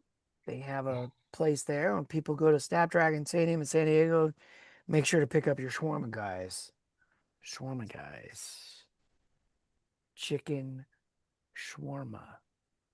Looks wonderful. Yeah, I didn't know that Mahan has a teal. Right. No, when you start doing your research, especially on a level like that, the world's so small, you bring those things that kind of makes you hesitate because they're on the left and the right, Okay, so and here's the craziest thing about everything that's been going on. Did you ever see the TV series called The Brink on HBO? I have not. Okay, it's It's good. I watch it though. Jack Black, Okay. John Larroquette, and an Indian comedian, and it's all about uh the buildup of India and Pakistan are about to get into a nuclear war, and Black's gonna save the day. And John Larroquette plays the U.S. ambassador to, I don't know, one of those two countries, who is a born again who wants to see Armageddon Oh, because he great. wants to bring Right. on the coming of Christ as the Armageddon Right. in the rapture. Right. And we are literally fucking living that right now with with Ding Dong Mike Huckabee over in Israel Unbelievable. who wants to bring on the rapture.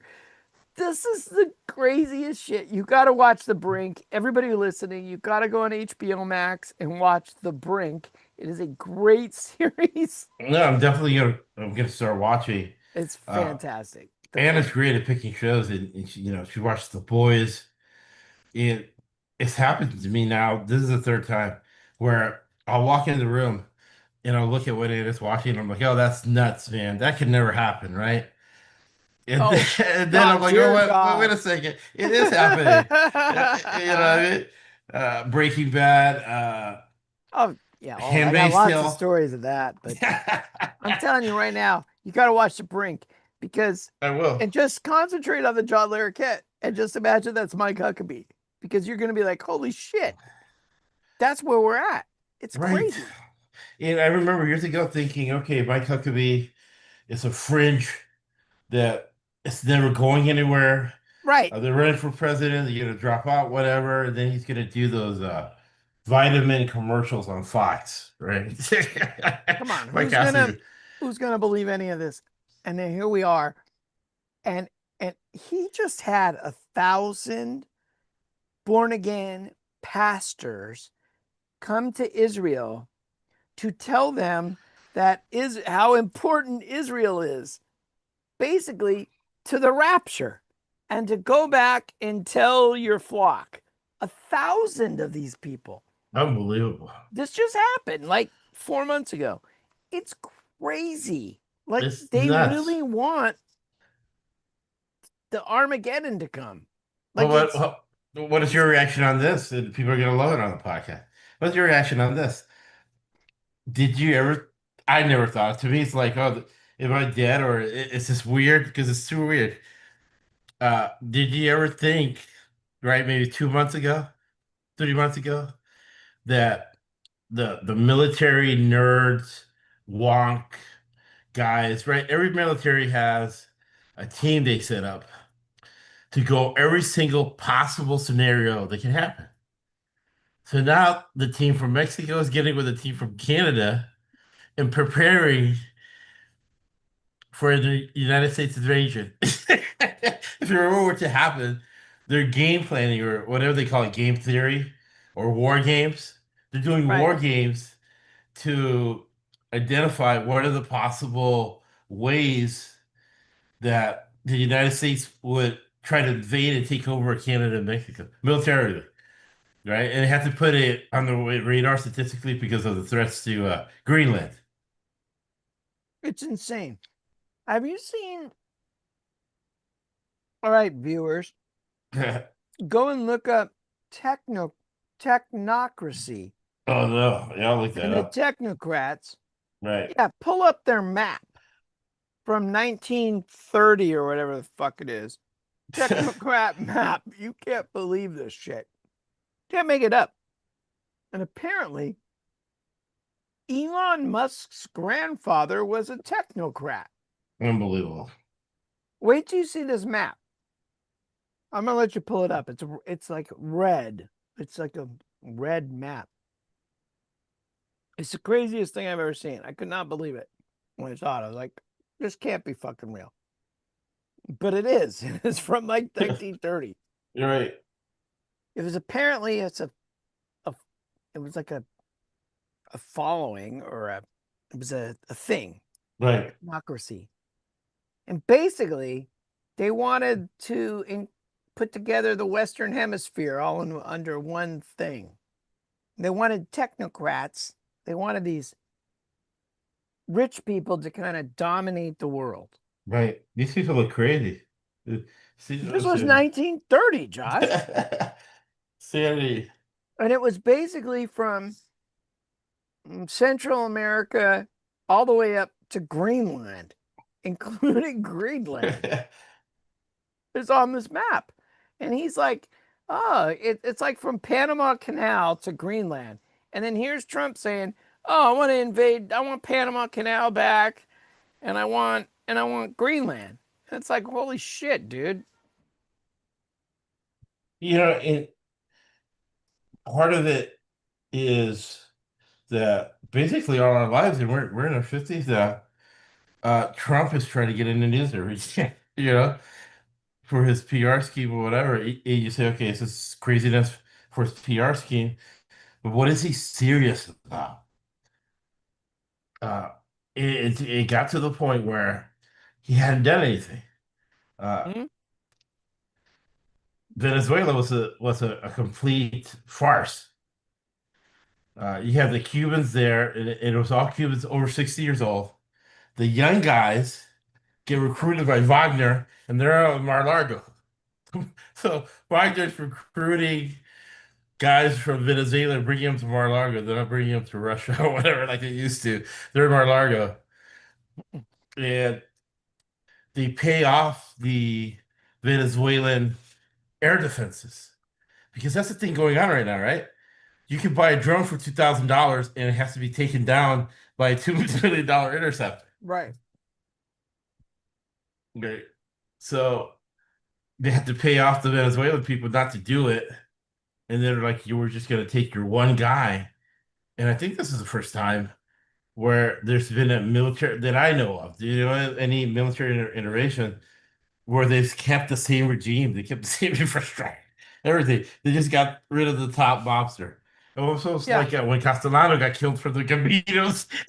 Jack came in. That's a good point. Never sit with your back to the window. Yeah, you gotta love it. Is entertaining, right? You gotta love these conspiracy theorist guys. They're like, oh, Madura's out walking the streets. Yeah, we won't get into whether or not Epstein's still alive. Well, Ghislaine Maxwell was stopping there was this old. It's not the rapper, but it was this old uh, By the way, that might not even be African. her. I don't know if you've seen Exactly. those Exactly. pictures Glenn yet. Maxwell. Just put this on a neck and walks down like Rick Honestly, Ross. have you looked at her picture from the testimony or whatever? It does not Right. look like her at all. Yeah, no, it didn't it? It looked like some old Asian lady trying to look young. Trying to act like an asshole. And the thing is, she has the money to get out of there. Because what does a warden make? 300-400 grand? Yeah. Yeah. Yeah. We won't get into doing this on No. this. We're It's too strange. The thing about the Epstein files is when I look into it, I'm shocked by so many guys that are in NFL management that are involved. And if you read the emails involving Robert Kraft, you're like, that's why nothing's gonna happen to Vrabel. right. Seriously? Yeah. Well, there's What, the you thing. think Maybe Kraft cares about what Vrabel's off? Fucking a reporter? He doesn't care. no, he doesn't Kidding? care. He doesn't care. He's killing people. He's hitting up kids all the time. Want to talk about a serial killer? Yeah, and I do remember that. Remember the Deflategate, Right? Of course. where the Goodell had to stand down for no reason. I'm like, oh, what happened? White Robert Kraft said he was going to put a hit on him. He needs to shut up. Yeah. Yeah. Did he say that from a Miami massage parlor? Yeah, no arrest. That was during the Epstein era. It's remarkable that Kraft's not in those emails so far, but He is.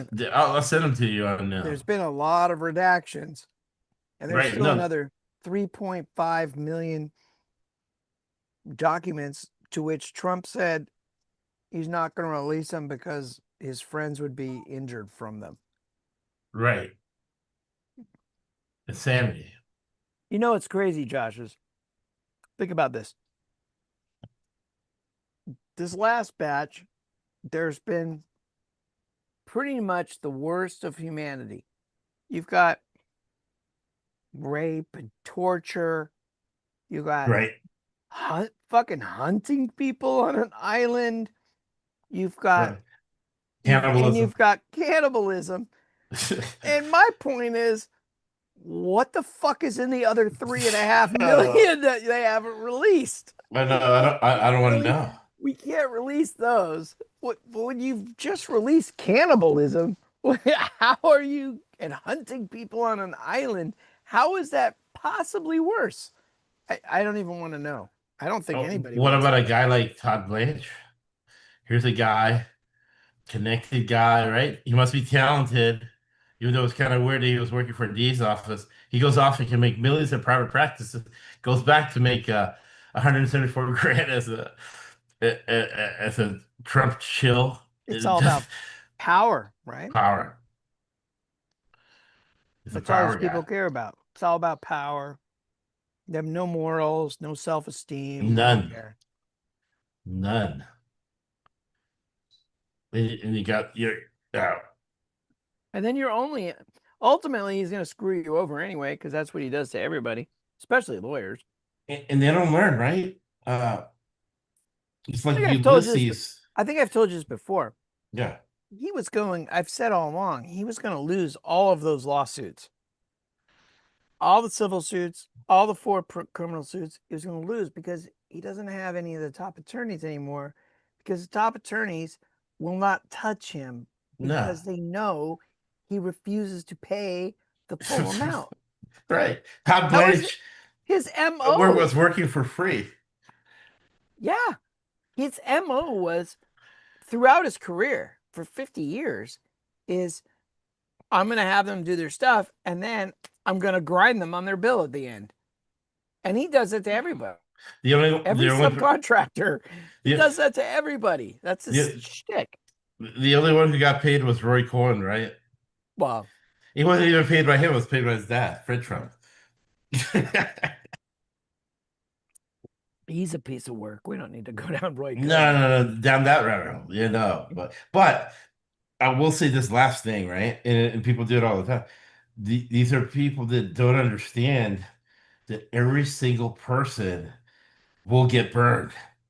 And it kind of, in a way, to be honest, it's entertaining when you see somebody as stupid as Jamie Hamill. Do you know who Jamie Hamill is?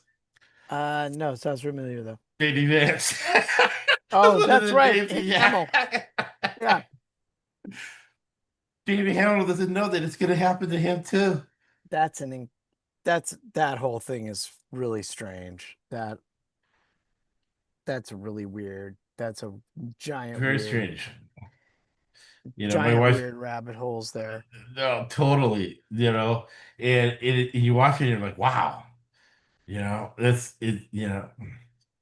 You say, well, you have to pay attention because it'll touch you. You're like, oh, okay. Why is gas $10 a gallon? What happened? And You these people know, don't care. It is no.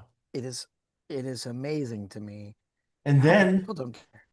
I was talking to my football guy this morning. Uh, when you have some inside information, you do have to behave yourself because if you get to a certain level, it's almost like in sports where if you're talented, they'll find you, they'll get you on a team.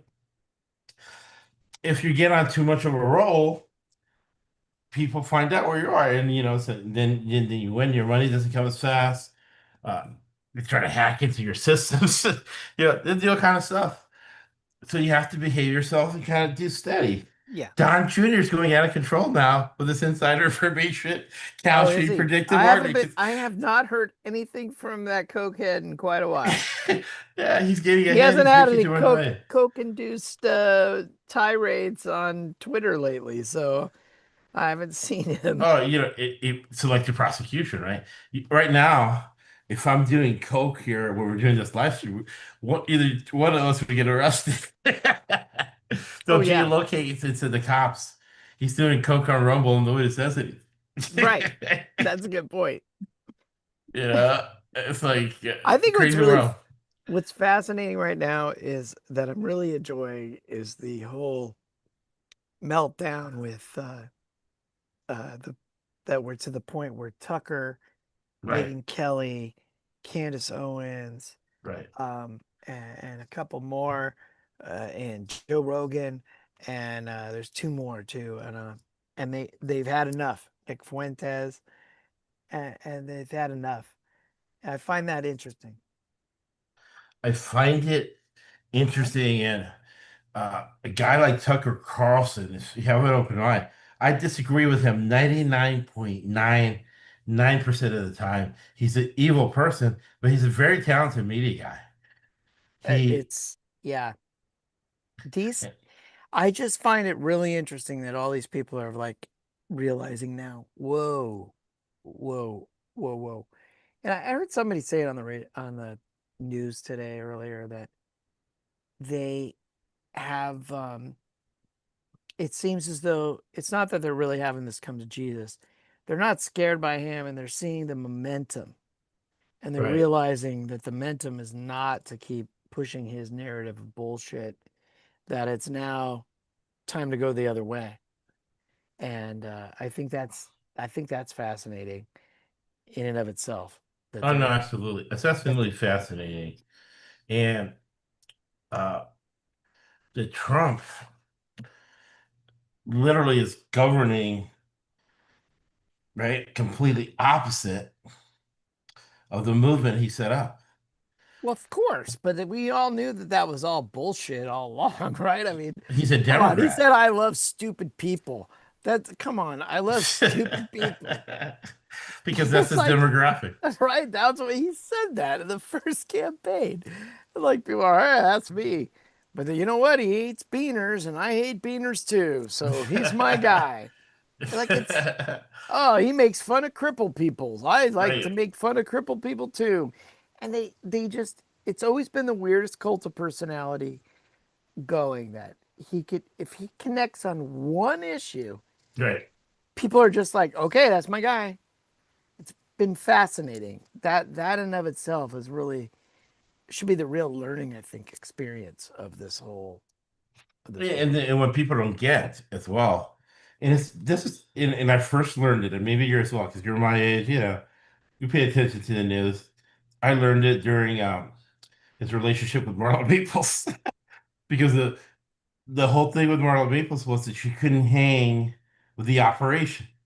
Now, now we're getting the full extent of the operation, which is very ugly. But everything Trump does with that inner circle is very calculated. They have media guys, they have their trends, and when Yeah, he's pushing those buttons, it's very purposeful. It's a whole yeah, strategy behind it that people don't understand, and there's a lot to learn from that. He's a big PR guy. The Dave Barrett absolutely. situation, I always thought of it as dangerous. The whole just cruelty, really, cruelty, Yeah. and not wanting to connect and say, "Oh, I don't care if you come on The Voice and you sing for 12 weeks. Uh, I don't care. I'm not going to support you at all. Once you're off The Voice, I'm never going to talk to you again. Blah blah blah. I don't care if you become a superstar because American Idol does done a good job in supporting the careers of the people who go through American Oh Idol. yeah, they really did. Right. But the voice is the opposite. And then Dave Barrett comes from The Apprentice, which was the same thing. The Apprentice was just about promoting Trump. But now it's bleeding into Dana White and the MMA. Now they control the WE. Uh, they can't penetrate baseball, which I love. That's good. Hockey's good. Hockey, I love Mark Carney. It's still a Canadian sport. Well, Yeah, anyway, it'll always be a Canadian sport. right. And Mark Carney's done a great job Even if their of teams don't win, it's right, still a Canadian sport. big time, big time.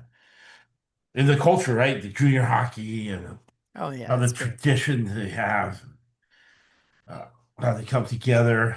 It's really great to see. But here, uh, I see too much from these groups, too much individualism, right? Yeah. And then you have, the Mormons now in Arizona and Utah taking over college sports, giving the University of Utah $700 million in private equity money, Wow. you know, Yeah.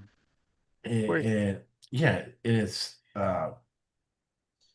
hopefully it doesn't make for a lot of boring games out there.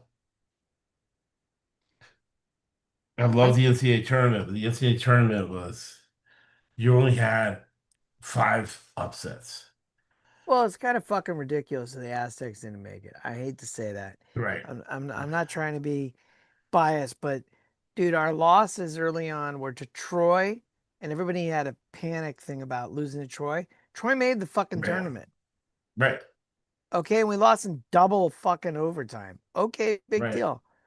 We lost to Michigan and Arizona, two Final Four right, fucking teams, right, which exactly. really helped my pool because I made $300 this year. Oh, And if congratulations. UConn had won, I would have made Ooh, $1,500 oh, in my three pools combined. now But that's a great coach. Hurley, right now Hurley's a he's on great it every coach. year in and year out. He does a great job And this was a of different team right. than the team I No, went to totally. Houston to watch us beat us Wow. Aztecs. Different, very different team. Um, and unfortunate because I thought that the fucking referees in that game would have fucking joke, just a complete joke. You're just gonna eat your whistle. Okay, whatever. Anyway, Oh I no, there's just too digress. much money involved. They I trust digress. I digress. too much But money involved. it's like the Aztecs. These the whatever they call them, the five, the whatever the five they're calling them now, the mid teams. Yeah, the They group of five. Yeah, group of five. It's like, dude, if you're not gonna go and upset one of the top teams, then you're not gonna make the tournament. It's fucking bullshit. It's That's all there ridiculous. is to it. It's ridiculous. It's like, dude, their losses were to the top teams. I thought that was supposed to factor into this fucking net, and apparently it doesn't. You got to beat them. So then what's the difference between back in the old days? You know, I don't know. I'm not. I think there was a letdown this year, and you're right. There were no upsets in the tourneys this year, and that's why No, my team went deep. in Dutcher, I don't know the guy. I'm just observing from the El Shot. You guys make the Final Four, right? And he's talking about going to Minnesota. So what was up with that? Is it a guy who can't let go and he has to go back to his Midwestern roots? Because it makes no I don't sense. know. That was a weird one. I don't know. Maybe it was really just an angle to try to get more money. Right. It might have been a little bit of a play to get more money. Who's going to Yeah. really leave here? Yeah, because it doesn't make any 'Cause you sense know at all, who's here? Minnesota. You know, you're going to laugh. You know who's here? And every time I go to an asset game, I get all excited because I get to see him. Coach, right? Coach The old Fisher. Coach Fisher. I see Fisher there and I'm like all excited. Oh, totally. He ain't fucking leaving. He's not leaving San Diego. When you Well, come to San Diego, Josh, you can't leave. right. I don't care No, where no, you no come way. from. No way. I The always minute go you back. spend any amount of time, you just can't leave. I was like, oh, St. Johnson's gonna be in San Diego. I gotta go. Boom. Get a train. That's Nice. it. And then yeah, now you were talking about a game. You go over all over the country. Like, love your reaction on this. You go all over the country. You go to games.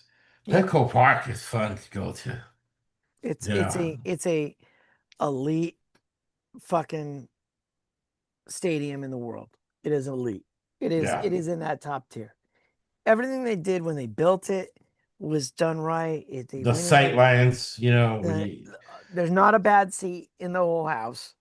It really isn't. I've sat no. everywhere. Steve who was just on, brought me Right. to Padres playoff game. And we sat up top. He used to get down low in the right field corner so I could Wow. heckle. We had big groups. Yeah, I got Right. Mike Cameron to flip us off when he was on the Mets. It was pretty funny. It says I've sat everywhere there now, and everywhere is a good seat. It's just a great stadium. The food is phenomenal. They pick local restaurants. Right. The The beer beer is so cold. I love how is cold the beer is. it's so many microbreweries. We've got probably Right. 30 companies bringing their brews. It's right on the ocean. Right. Like it's got everything. They got the old building still there intact as part of it. It's an Uh, elite stadium. It really is. gas lamp isn't far away. Oh, it's in the Gaslamp. Right. So it literally is an elite stadium. And Yeah. absolutely, it really is. It checks every single box you can think of. Yeah. Let me talk about the worst stadium. One of the worst stadiums I've been in.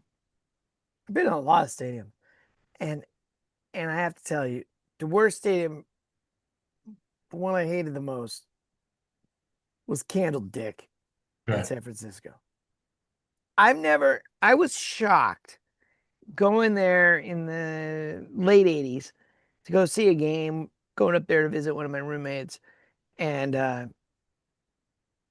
he was by the way, huge Giant fan. So when we were roommates in college for a while, we used to have these battles. I wasn't even a Dodger. I grew up in Right. LA next to the Dodgers. Wasn't even a Right. Dodger fan. But I go to San Diego State and I start meeting these Bay Area people who apparently have a rivalry with LA that LA doesn't know about. Right. And they're very annoying. Right. So anyway, I went up there with him. He ended up eventually being the model. I'll commend the Giants for this. He ended up being the lead model on the Turn Back the Clock advertising campaign for the Giants, which they picked the right guy because this motherfucker loves the Giants. So we go to a game. I was shocked at Candlestick. I don't know who designed the stadium. There was like 60 rows on the field level. Like we were so far away Right. from the field in field seats, which I wasn't used to having grown up in Dodger Stadium, Right. Anaheim Even Stadium, and even Dale Murphy Stadium. Remember Dale Murphy even Stadium or whatever? Yeah. even Jack Murphy down here, Jack Murphy Stadium. Dale Qualcomm, Murphy was the guy like from Atlanta. and my idol, and he needs to be in the Hall of Fame. Oh, totally. Um, that is like I've never seen 60 rows. Yankee Stadium, Fenway. I've been to a lot of stadiums, and this I've never seen a stadium where you're so far away from the field. Then I went and got a hot dog, and it came in a plastic steamed bag, a plastic baggie with like wetness on the Unbelievable. interior, and it was a shitty bun with a shitty dog and inside of a wet baggie.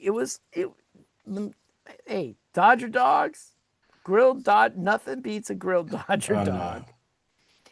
Yankee Stadium last year, I was able to pick up a wonderful sausage, peppers, and onion sandwich that they were Wow. grilling. They Wow. grill right there for you. Oh, Oh, wonderful. I can That was smell it right now. That sounds good.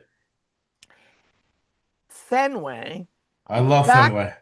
backside of the Green Monster, there's a cart doing wonderful Oh grilled my God. sausages with peppers and onions too. I might add. I'm gonna add I that. remember it was the mid-90s, and I had a friend that went to Tufts University, and they lived in I remember 401 Columbus Avenue. When they're like, oh, yeah, you're big into sports, let's go to Fenway.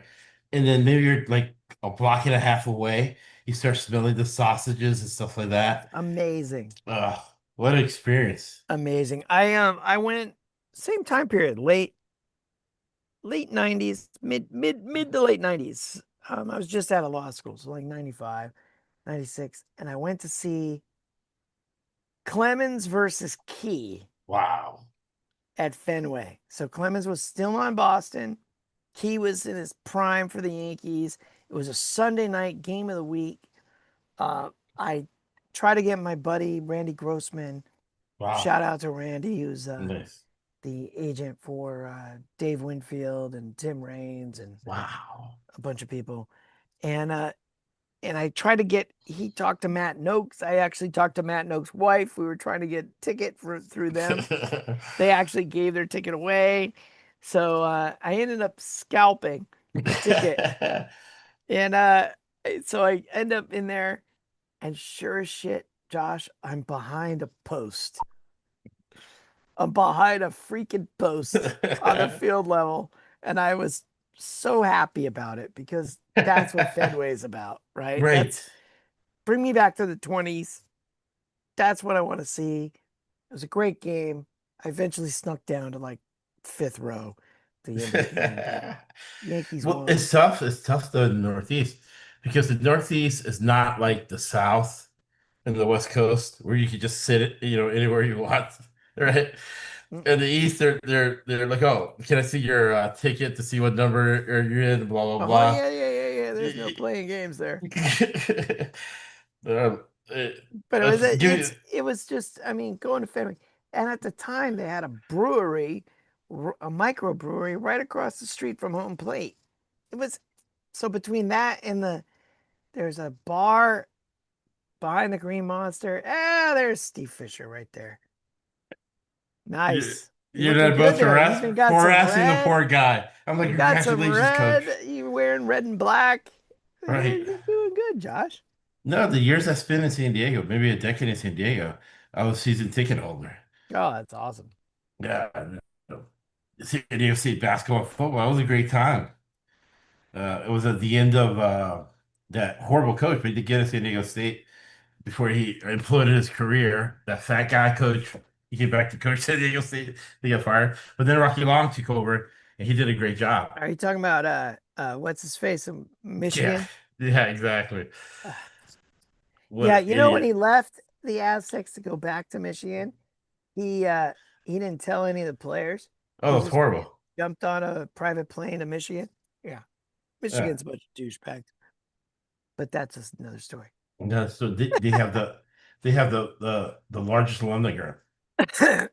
Yeah. I don't even want to know. Do we even know the official number on how much they spent on that basketball Oh team this year? We know it's at least God. 12,000. If you Google it, It says at least 1,000, at least 12 million Right. on that team this year. I know it had to be way higher than that. Oh yeah. Well, because different guess I'm old, right? So people say stuff and I'm like, what is that? But whatever these young kids want is costing a lot of money. Those Michigan kids had it, Yeah. you know? But I give And now they're credit all to that gone. guy. Now they're all gone. He's got to go do it again. You saw that LSU doesn't have any basketball players. No, I didn't. That's funny. The, See, the here it roster is. went down to zero. Look at this. You Google this right now. Google Right. AI says they spent 10 to 11.5 million on NIL. Yeah, I it's don't because think of that's true. basketball. No I don't way. think that's true. No way. I don't think that's true. They No gave way. Yaxel Lindenberg 2 million and now he's gone. Like, who's left? They all left. I'll give the guy Dusty May credit because he took Florida Atlantic to the Final Four. Oh, is that where he came from? Yeah. Ah, we got Nick Boyd from them. And if you ever go to Florida Atlantic, it's one of those schools. Even though they're a no-name school, Yeah, I they're never like heard of on them. the Atlantic. Yeah, they're this. It's a beautiful Boca Raton, high-end area, beautiful ocean, Atlantic Ocean, kind of cut up where it has a nice breeze. And you can do anything. You can go in the middle of nowhere, go fishing, or you can go party, 20 minutes down the road to Miami, Miami Beach with a ton of people. So you can have best of both worlds, Oh, you look at know? this. Hey, okay, so on this topic, I'm seeing uh USA Today is saying that Michigan spent over 16 million. And another one here, Front Office Sports, is saying 14.4 million. So that 10 to 11 and a half was, I think, a lot of bullshit. No, I think it was definitely more than this. They probably hit 20 million. the 20 million. Yeah, But I we think got to so. think too, Come on. uh, they get free cars, Yeah, you start getting into all that shit, right? Of course right, they do. right. You know, uh, I forgot who it was. It was like Ron Zook at Florida when he took the head coaching job. They said that I'm sure you dealt with this too with crazy clients. The most thing they was arguing with everybody about that he wanted 4 rental cars. You know, he didn't want to be given cars or give the deed to him or whatever. He didn't want to buy a car. He wanted to have rental cars where he took him back to like Enterprise or whatever. That's funny. So these guys have all this stuff, or like I guess it's unlimited. I guess they didn't even call them video games anymore. Whatever gaming they do, the kids, yeah, I'll go there, but I need unlimited gaming, right? It's like, I don't know. I'm looking at this and I'm looking at to see how much the Aztecs are spending.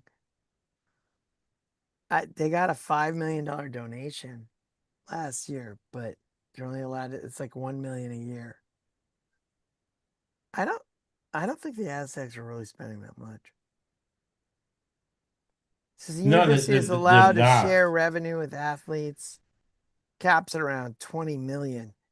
But I think that's all the That's required sports. now. Yeah, to be at the Division 1 level now, you have to pay each athlete. I think it's at least $22,000 a year.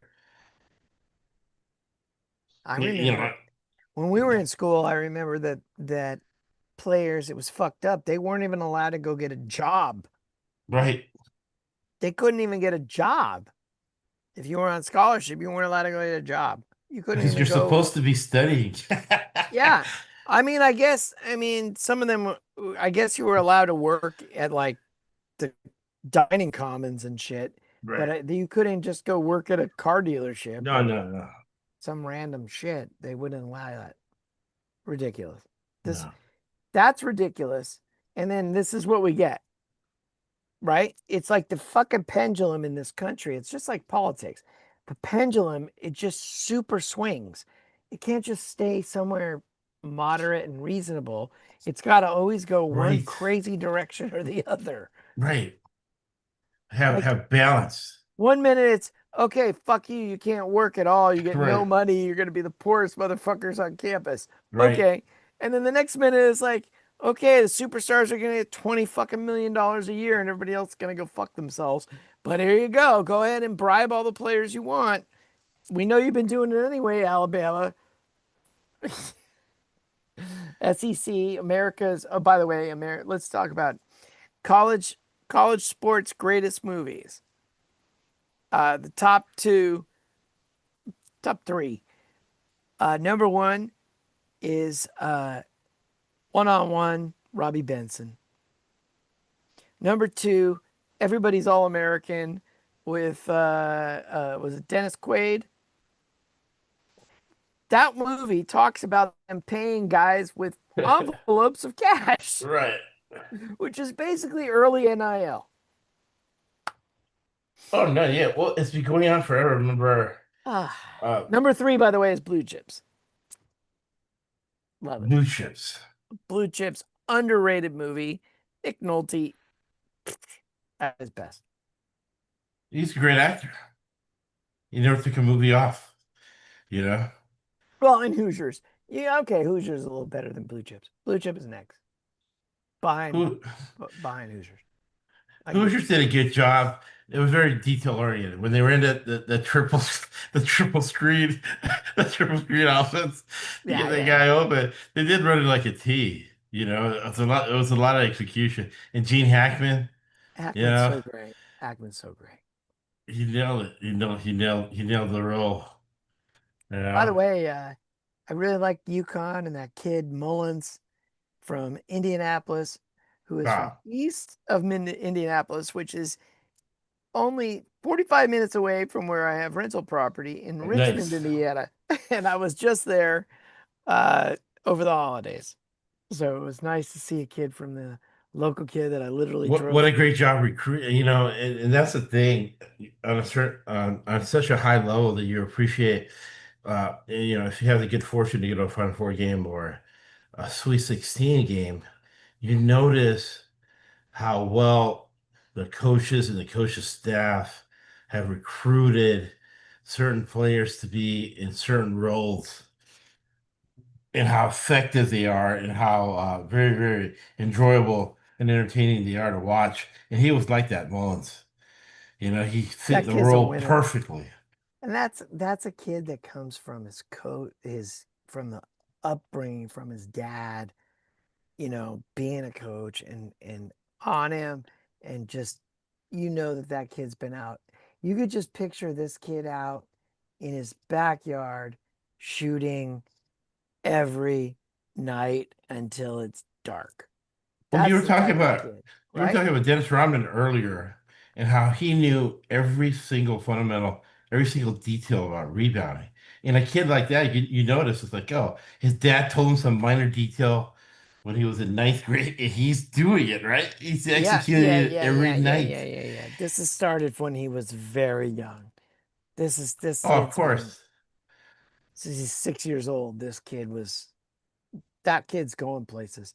I'll Telling you tell it. that right now, that kid's gonna be in the NBA and be a solid, you know, whatever, Steve Kerr type. Like this kid's going places. He's gonna be around for a long time. No, and I like to, Not just because of that one shot. no, he's Just articulate. watching him over about all these different games. He's out there as a freshman getting minutes upon minutes upon minutes. This kid's going places. Well, the other thing too that's very impressive about him, because Hurley is your typical northeastern kind of Calipari type guy Oh yeah. that'll pull you in a second. You Oh miss yeah. something, blah, blah, blah. Come on. That kid stays on the floor because he's executing every single flow they got. Hmm. And you don't see him get pulled. You see Hmm. everybody get pulled. Even that the center they have, you know. Yeah. uh, Put him in a sound guy, good guy, blah blah blah. He gets pulled randomly. Not Mullins. Even Mullins is out Carabon. there. Even Yeah, yanked Carabon before. right. Carabon's gonna be a good pro, by the way. That kid's a winner. I enjoyed too watching him because I saw them in Arizona 2 years ago. uh, the depth they had, and I think producing that front four, the depth they had in the front court, especially on defense, they're just lights Yeah. out. Yeah. Yeah. You're not driving the lead at all on that team. Yeah. Hurley is a great coach. Just a Yeah. tremendous coach. In this year, and a little bit last year, if it's equal talent, they win every time. The only time they lose is to somebody who, has exceptional talent. They don't, they don't lose Yeah, this to, Michigan team uh, was yeah. well, this Michigan team reminded me of Ohio State football the year before last, where they Right. had the unsustainable budget. They had two of everything. Yeah. Yeah. You know what I mean? So, Look, when this team beat the Aztecs by like 40, I was like, okay, well, I got one of my final four picks done. And then we went and lost at Arizona. I went, okay, here's my other final four pick done. I know these teams are way too good to be blowing that. Look, this Aztec team was I'm not a huge Miles Bird fan or a Magoon fan, McGath. These guys are the most overrated players in the history of the Aztecs, in my opinion. But the team wasn't bad, and they got lit by those two teams. That was telling to me that those two teams were gonna go deep. Those are your best teams, and then they were right there all along. And then I have a thing where if the Yukon is, in the top three, I'm gonna pick them to win it all. right. So okay, so I got Yukon going all the way. I got Michigan, Arizona, and then it was just a crapshoot on whether I go Florida or Houston in the other group in the other Final Four. That's how I did my pool this year. It's interesting. Uh, if you like silly sports books, one of the best. And then you remember that Wolf book, those silly sports, the Wolf Chamberlain book, uh, Bootlegger's Boy by Barry Switzer. Barry Switzer goes off, and the guy Golden at Florida reminds me of, I think it was the early '70s with Spritzer, or yeah, Switzer just got to Oklahoma, and he goes 8-4, and he's partying in Switzer like African American women.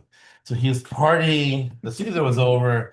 They were doing any recruiting. He was partying at his house in the woods with these four African American girls, and suddenly they said that they're like, "Hey, you gotta sober yourself up, put on a robe or nothing." It's like 1:30 in the afternoon. They're like, "You need to sober up, get a robe on because the AD's come."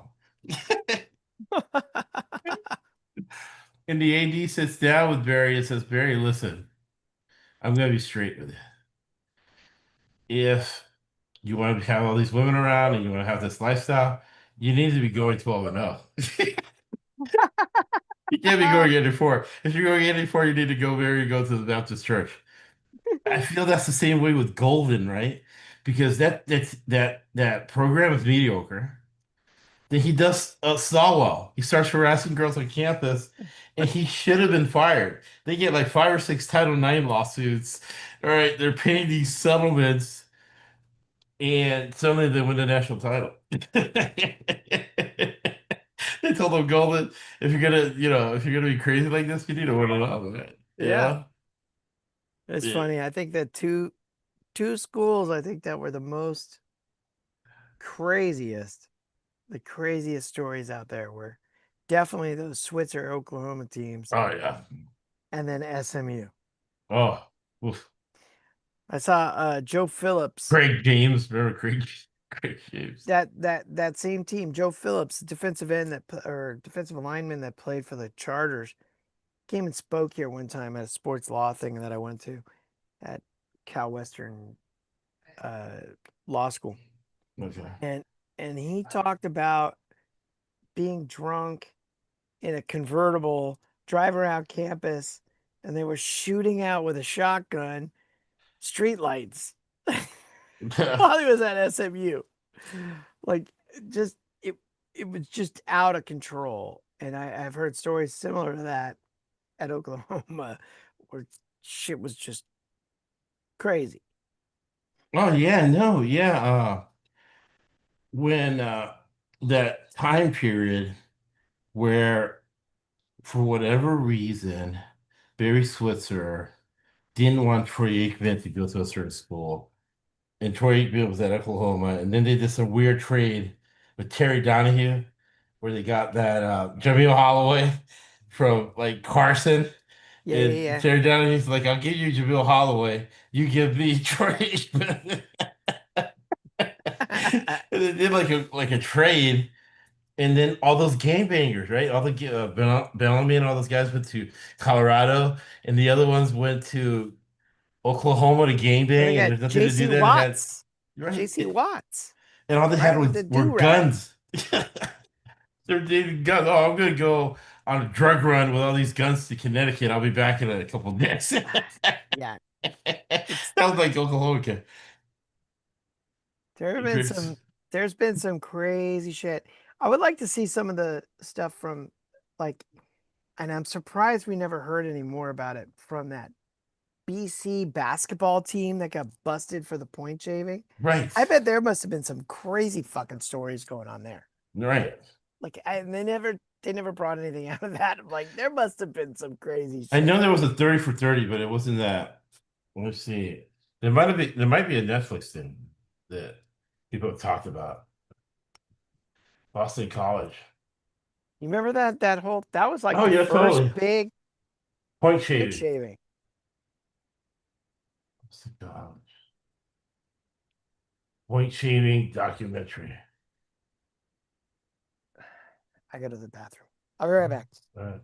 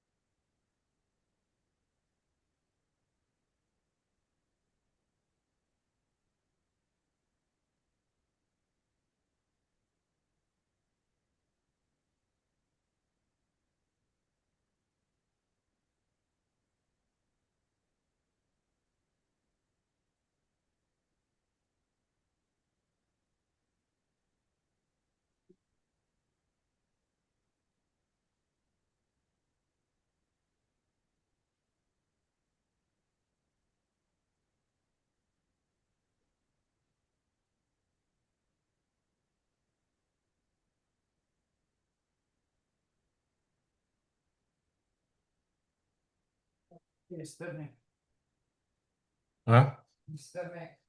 Uh, we need to relax. We didn't take a day off.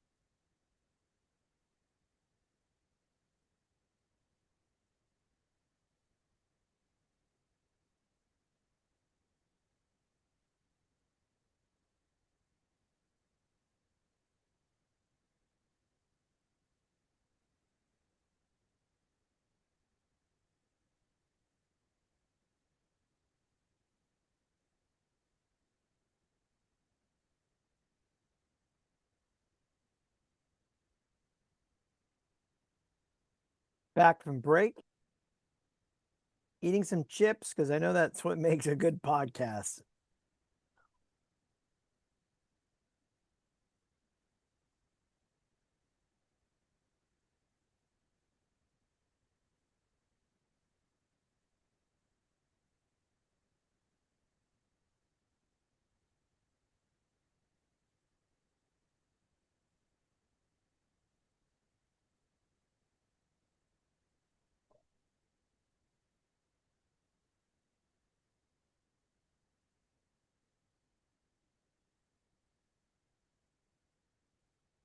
Uh,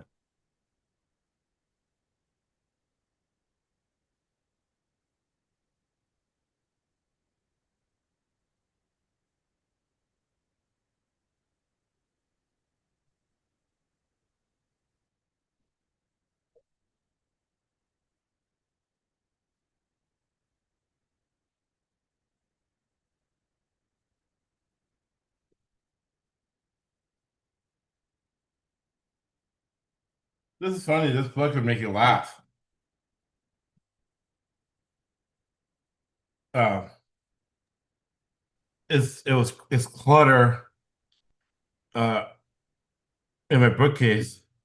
But I'm like, oh, let me just read it and just throw it away and get out of the way of the clutter. oh, Gloria. And it's nostalgic because you're an LA kid too. Remember, she used to debate that guy in the local news. Yeah, I was just gonna say that. You know you're from the 70s in LA when you know Gloria Allred arguing on Sunday mornings. Right. No, she used to Totally. come with Dunphy, right? 7 News, and then with the guy Horowitz or whatever. They're like, oh, we're gonna have the guy whose name was Barry Horowitz. We're gonna have Gloria Allred Oh, and Barry yeah. Horowitz. We're gonna have this debate. By the way, Jerry Dunphy's daughter played Little League against me. No way. And his son. Yeah. Wow. And his son. His son was He's- a little younger. His daughter was my age. And that takes a lot for a girl to play Little League. And she wasn't bad. And then the son was younger, a year younger, Scooter. So I think his name was Scooter. And God, what was his daughter's name? I can't remember. Maybe Jennifer.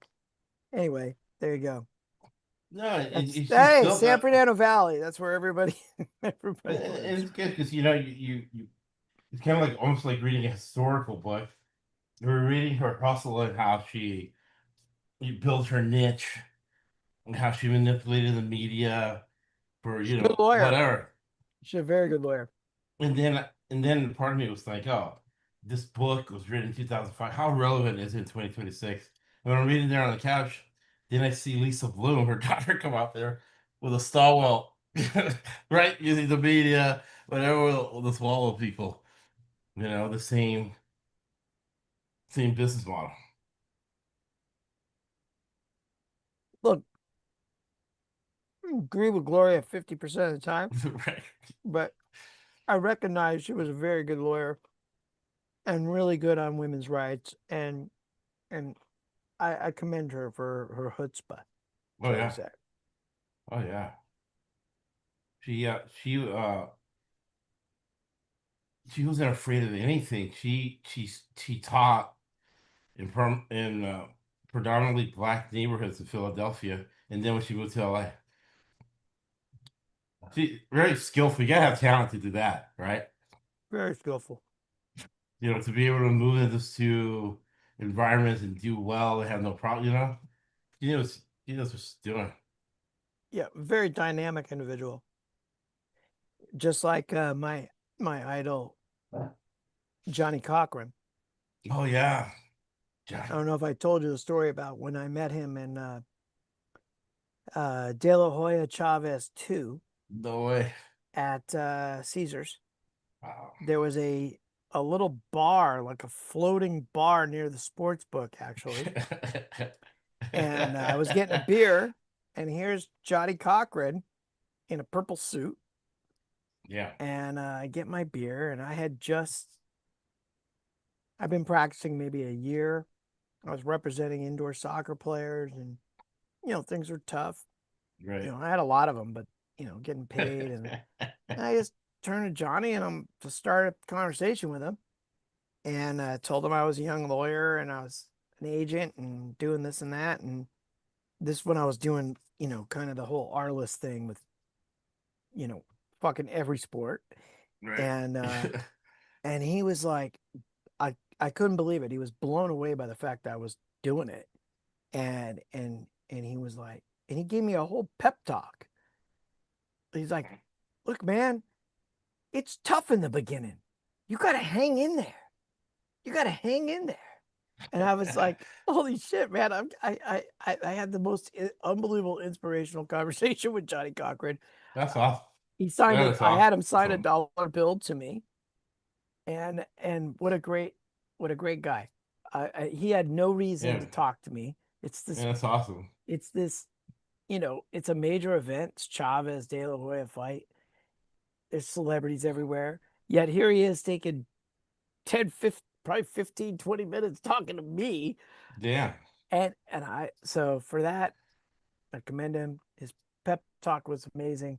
And obviously his lawyering in the trial was on another level. Great guy. Oh yeah. Oh, he was tremendous. He was always, when he was in the media or whatever he did, he was so eloquent. Straight shooter too. Real guy. Good guy. Johnny Cochran, legend. He was a legend. The way he came up, because it really came up from nowhere. He was a prosecutor in LA, that he turns into defense attorney, and then he blows up the way he did. Great lawyer. Getting that obvious murderer off. Right. That whole situation. So, And then the Dream Team, they brought in my other idol, F. Lee Bailey, who I wish I had met, but I read his book as a kid. It okay. was kind of the pushing to go to law school. F. Lee Bailey's the best. But everybody involved in that. Barry Scheck. The only one that went downhill was Alan Dershowitz. Dershowitz, piece of shit. He's a fucking nerve. And he's a pedophile in my book until proven otherwise. He's what? Anybody right now in my book, so I'm getting old. I'm becoming an old man. And anybody that hangs around Epstein or Oh, or Steve Bannon. I thought I heard you say he was a pedophile. Yes, he's a Exactly. big pedophile. Steve Bannon, you're a pedophile to otherwise, Todd Blanche, those that guy. You're a pedophile to prove it otherwise. The funniest part of him is he's like arguing against that girl, saying, Right. I wasn't there in September, I was there in August. But as if that's Any his better. defense. That Right. she's off by a month in her story from 20 years ago. Well, he has And that's what he cognitive thinks is the decline. way off. It's like, dude, come on, you know better than that. I think he has cognitive decline. He knows what he was hiding when he was young because he wasn't that stupid before. Because he'll say stuff like, yeah, when I was doing the Epstein thing, it wasn't a young 14-year-old prostitute. It was a 40-year-old Russian. It's like, the 40-year-old Russian is still in the sex exploitation, It is still trafficking bad. business. Yeah, Right. it's just as bad. It's like, Apparently, a friend of mine went to Amherst with his son and said that the son fucking hated him back in the 80s. So right. it just is, it's a long, you just keep adding things up with this guy. Yeah. The dude wrote an article, you can pull it up for our fans at home watching, that he wrote an article about how the age of consent laws should be changed to be younger. What's he talking about? Like, yeah, okay, but you're not a pedo. Okay. Right. Yeah. Yeah, once we went off, I kept the podcast, but it was pretty good. Right until the end. We left it at a good spot. But yeah, no, it's you know, the weirdness in a way, I don't know how you think, but in a way for me, it's almost like sort of gone full circle. I kind of feel like because my family was in LA, my dad had a church in Inglewood, and then my sister got married to this guy, and he decided to go into the Marines. So suddenly we're in Inglewood, and the next day we're in Oceanside, and it's in Marcos, and I'm watching Jerry Coleman. He's the broadcaster, and something happens where Jerry Coleman became the manager of the team. And it's the greatest, I think, looking back at it, it was the greatest bad team in history because you had Dave Winfield, you had Charlie Fingers coming in from the bullpen. You had that one guy, that one trust. You had the went to Randy St. Louis, Jones, who just Ozzie passed away. Smith. Oh Ozzie yeah, that's Smith. right. That's right. Was it Kurt Mawakwa? Maybe this is Curly. He was probably, no, I think he might have been at the Brewers still. Builder still, yeah. Because he It, won it was a great he team. won the bubblegum blowing contest, I remember, in what, Right. 76? A friend of mine from law school was the personal assistant for Randy Jones Wow. in the late 70s, early 80s. And he told me all kinds of stories about when Randy Jones was on the 1980 Mets. George Foster. Right. This team was loaded and loaded with a lot of cokeheads. And he actually had to go in New York and get the cocaine and bring it back to the locker room. You might remember this team was implicated in the Pittsburgh Pirate Right. cocaine locker room stuff. We are family. And Lee Mazzilli, another huge God. cokehead. It was the stories that my buddy was telling. And it was funny because Randy Jones later on in years opened up a barbecue at Qualcomm, Jack Murphy. Ooh. As Jack part of the Murphy, Padres. yeah. They let him Right. open up his own barbecue place. and he would be there every fucking game. And it was great because I went up and I'd say, "Hey, Mark says hi," and he's like, "Oh shit, Mark, how the hell is he doing? I love Mark." Blah blah blah blah. And so the next thing you know, every time I'd ever see him, the guy always remembered and always asked, like, "How's Mark doing?" Even though Mark moved away, and it just he recently died, Randy, and but what a great guy he was, unbelievable, epitome of the Padres. That's what San Diego's all about. Oh yeah, Just normal. right. Well, the thing too, uh, just a unique thing to San Diego. For whatever reason, every time I've been through, it could be maybe a 30-year period. It seems like it's illegal for women to be unattractive at Ocean Beach PB. That's true.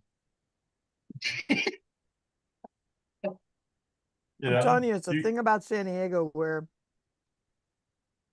once you come, you never leave. no, You can't leave. yeah, a So nice different breeze. than LA. Yeah, in perfect weather every day. Much more laid back. Right. I was always had it always will have that crazy streak, you know? Like Karen Bass is LA, you know what I mean? Come on. What the hell is she doing in Ghana? Got it, right? What the During hell the is she fires. doing in Ghana during fire season? But besides that, in general, you just took over. Why are Right. you leaving town? I The don't whole- understand. I really, it really annoys me, this whole thing with local politicians thinking they're national or world politicians. Oh my God. Like, look, fix my potholes and shut up about everything else. Right. But a unique thing to California though, that in a way I miss because these people were peaceful people, right? It was like maybe right at the end of the hippie era, and you would have, let's say, the Well, we Santa did have the Monica, Watts riots, don't forget, before we really were around. right? But you would have like the Santa Monica City Council discussing China until 12 in the morning or until 2 in the morning, having intellectual discussion. Back in those days, you're peaceful liberals, you're intellectual, you're Alan Alda type things, type guys at the Beverly Hills City Council. They're all independently wealthy. None of them have to work. They're sitting down till 4 in the morning discussing how peace could be created in Africa. Yeah, Yeah. it just make you laugh. You're like, okay, that's LA, that's Southern California.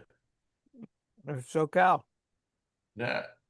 which is weird that we keep getting the riots. Why do we keep getting the Right. riots? I don't understand that. We've had Zoot Suit riots in the 40s or 50s. We got Is it a the long fuse? Everybody's 60s peaceful. Watts riots. We got the 92 riots. There are the Right. Rodney King riots. Like, come on, why do we keep getting the riots? Now we got fucking ICE riots. Come Oh, on. God. What's everybody complaining about? Maybe Oh, it's the long fuse. People are internalizing stuff and people need to chill they out. go nuts. Because it's funny because people are talking about a war never solves anything. A riot never solves anything either. This is it's gonna be less cheap after we riot. No, nothing changes. 92 riots. They actually came in San Diego. Somebody threw a Molotov cocktail through our law school library window. God. Like, really? But that riot always makes me laugh because they burned down their local liquor store. Mm. And I'm like, where are you going to buy your 40 tomorrow if you burn down your local liquor store? You're not a far walk from Beverly Hills, who you're complaining against. Go burn down their liquor store and don't Right. burn your own neighborhood. Why are you burning your own neighborhood? That's the Never thing I don't understood that. understand. What Never are you understood doing? that. Right? Weird. Like you're this is your neighborhood. Why are you what are you doing? But then he had guys, and I remember it. Uh, there's stories about it in Philadelphia. Then I saw this guy, this place called St. Pete, Florida, where they used the disturbance. This guy, uh, he was a very responsible, uh, very unethical, immoral guy, but he wasn't a murderer, I would say. And he burned down his whole furniture store during the riot, right? To get interest money. Nice. So there's a lot of that going on. You know what I mean? How how, how great were all those guys stealing the TVs and shit during the riots when they decided they were just gonna like Mexican guys. Oh, I'm gonna go steal some shit. You It's couldn't like, stop dude, laughing, this is a right? black fight. This was a Rodney King riot, but you guys are over here and you're stealing everything out of the fucking furniture store and the TV appliance store. That's hilarious in the news. I couldn't Hysterical. stop laughing. You watch the guy running with a TV set. Right? Like, come on, dude. And Speaking of now with Florida, the flash mobs are crazy now. Is that all over the country? Or is that just Southern California? I haven't seen one of those in a while. Are they back? Yeah, I know they kind of spread to like Chicago, Oh. Washington. They'll run up on the store and they'll just take everything. I forgot. Yeah, they went to my old department. I mean, shopping mall in the valley, Topanga Plaza. Oh wow, I saw and they broke in like I think it was Nordstrom or something, and they raided all the stole the jewelry or something. That's crazy. insane. Yeah, I don't understand any of that. No. Security guards like whatever. Yeah, no, I'm not getting in the way of that. No, hell no. I got a client right now working security at a Food for Less in like the Oh hood, wow. like the worst part of San Diego. And we were Because just why? Because talking he about likes it. the action, or He's just like, I'm not getting involved in that. I'm all, yeah. I know he gets entertained with some craziness. Yeah.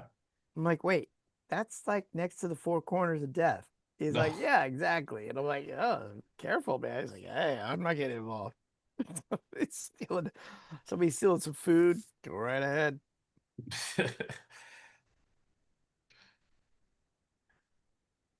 Speaking of Florida, have you watched any of Florida Man on HBO? No, that was another good one.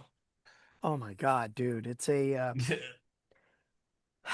Danny McBride is the producer. It's called It's Florida, comma, Mm, man. And they go and they interview and then recreate with top actors mm. crazy Florida Man stories. Where, Florida Man, Right. about That's Florida right. Man, people Yeah. just being stupid. Right. So they will interview the real ones who tell the story of what happened, and then they have like a high-end actor like Jeremy Renner or Oh no whoever way. act out Got it. for the guy explaining the scene. It is brilliant because That sounds good. Florida Man is insane. Yeah, That's crazy. Yeah. I imagine.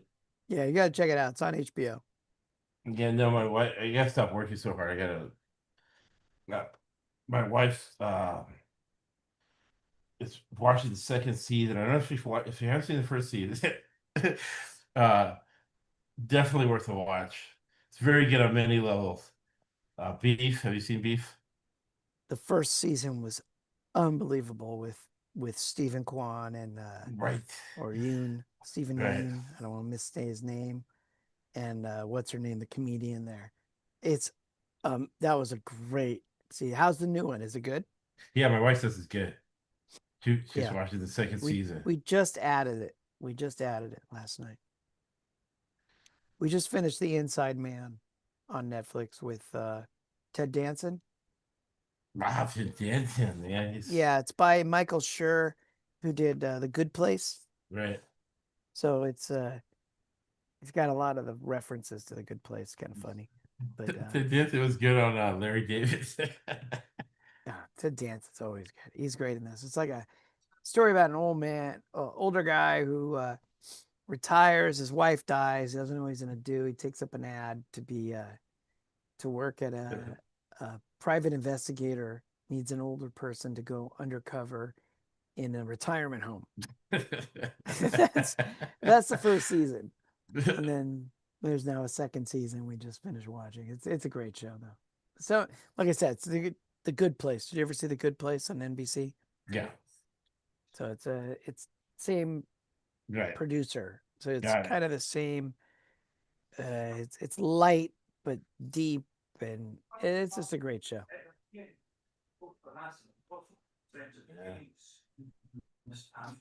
So All thumbs right, up. so your next appointment is oh, actually we did the whole NFL last time. But we could split it up for each Preseason. conference. Yeah. We'll see how things go this next. Yeah, like, See how things go in preseason. Yes. Last 2 weeks in August. Do the NFC and the AFC. Or the waiver rounds. I don't know yet. I don't want to have a lot of hopium, but I will say this: the Lions' schedule's way easy. That goes a long way. Yeah. Schedule goes a long way, man. Yeah, meant to look at this to make sure. Look at the Bears last year, right? And the Patriots. Oh The yeah. schedule goes a long way. And the thing is, I know it's irrational, but it's entertaining, the conspiratorial part of it. Both the Bears and the Patriots needed money for stadiums. And suddenly they come out of nowhere. You know what I mean? And, Yeah. they get that energy up and they get the cash for the advanced season tickets. Detroit Lions. Because I'll tell you, that shit's not going to happen again. No. Well, no, Goodell, right in the middle of the season. Yeah, I got complacent. I was getting like 70%, right? With the governance picks. And then Lori Benson was summoned to New York because she did a horrible interview in the New Orleans Times Picayune. It was like it kind of reminded me of Handmaid's Tale, but it was just the worst interview ever.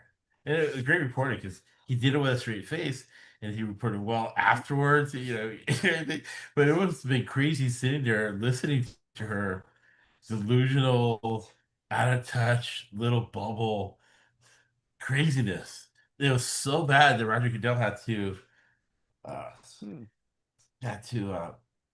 summon her in and say, "Hey, no, you can't do that anymore. Money can't be an issue."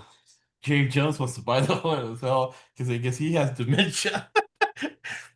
He's getting $100 billion windfall because he owns all these refineries, and Germany wants to get away from oil from Russia. And Jerry Jones gets all these refineries. And then Jerry Jones was that finally Goodell's getting old himself. He doesn't check himself. He's gonna get dementia. He has to think about secession. Who's gonna back you up? Jerry Jones was going around in the meetings, and these owners were like using him as a cash register, but giving him a piece of the team. So suddenly Jerry Jones owns at least 10%, 15 NFL teams. Because the owners were just going to, hey, I need cash for this and that. It's like, oh, all right, just give me a percentage of the team. Here you go. Yeah. Wow. And Goodell put a stop to it. He said, okay, because the Giants were out of control. The Jets, right? Yeah. Refusing to legitimately try to win. Just letting the franchise increase in equity, and then Mara using the cash for a women's soccer team. Yeah, it's Yeah, it's insane. But Goodell sort of, I mean, he's making teams make a legitimate effort, and now you have all these young coaches, you know. But it's all the part I don't like about it is the nepotism. You got Clay Kubiak, Yeah. Shanahan. you know what I mean? Shanahan, you know, it's like, Everybody's a are these people, are they going to be creative enough to do something different? You know, uh, we were spoiled. I mean, we're spoiled in every way because we got to see Don Coryell, Yeah. you know, come in and have an exciting, entertaining brand of offense, right? And then at the same time, you ended up getting Showtime, fast break offense, Yeah. you know. Let's see. CBS grades draft NFL. Curious to see what people are coming back with grades. I missed the district. Let me check this out. Hey, I Arizona gave C you. plus. You got the login, right? I gave you to yeah, Atlanta. and I want to grandfather it in because I don't know if anybody can get this anywhere now. Or it's hard to get. Why didn't Atlanta have a pick? What'd they give their pick up for? I'll look it up. But you know we're NFL credentialed reporters. I gave you the login, right? No, that's pretty cool. Yeah, I'll send it to you. Ravens. Let me go in there and see what happened here. Because Daniel Jeremiah would set up a Zoom for credentialed NFL press. He does have a lot of stuff that I don't know why the reporters aren't reporting on it. Let's see.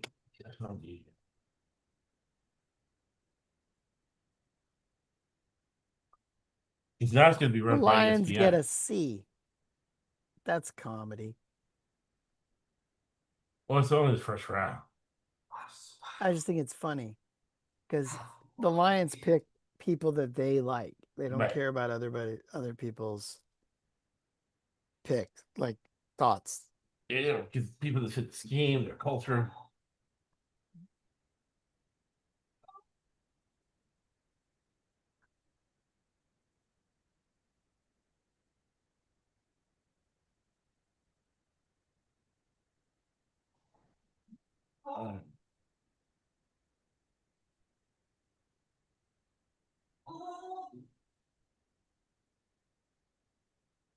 So this is someone named Renner who is doing the judging. Decides to give them a C, even though, they said exactly what I did, that the guy played right tackle at Clemson, which means he'll just stay there and Penne will move to the left, which you knew was inevitable. Well, that's the thing when you're running the ball as much as Detroit does. You have to have extra depth in the offensive line. Yeah. Then it's like Renner does not like fit over best available player. Well, okay. I don't know who Renner is. Who is Renner? Who's Oh yeah, Renner? Brad Holmes made that comment. He wants the best available player. He always has. Mike Renner. I don't know who Mike Renner is. They've always picked. That's what I said before the pick was don't necessarily think they're going to take a tackle just because they're going to take best available. Well, that tells you that was their best available.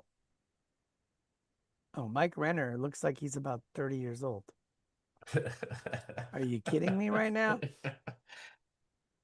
He's a fantasy sports guy. Oh, those guys Are you don't kidding know. me? No, Are those you guys. kidding me right now? What is his background? It's even there.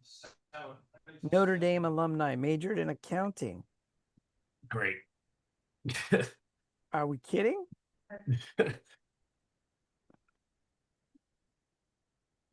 Oh my God. He's 35. Wow. And he was on The Bachelorette. Oh, great. Really? You think I care what this guy thinks? Oh, that's funny.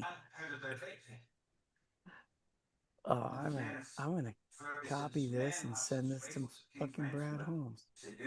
I'm gonna send this to the fucking Lions right now. He's gonna laugh. Seriously, they will laugh. The sports department will laugh. Yeah.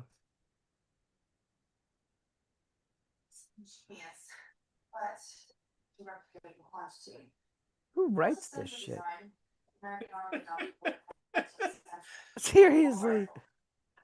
I thought you were gonna, I thought is he a retired GM or something from Right. somewhere else? Right? Oh, he Yeah, must have something been like that, he must like have Bill been Polian used to do. yeah, he must have been at, Indy and then got fired or something at some point in time. Texans.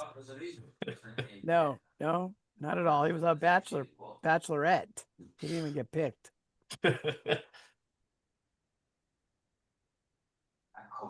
That's funny.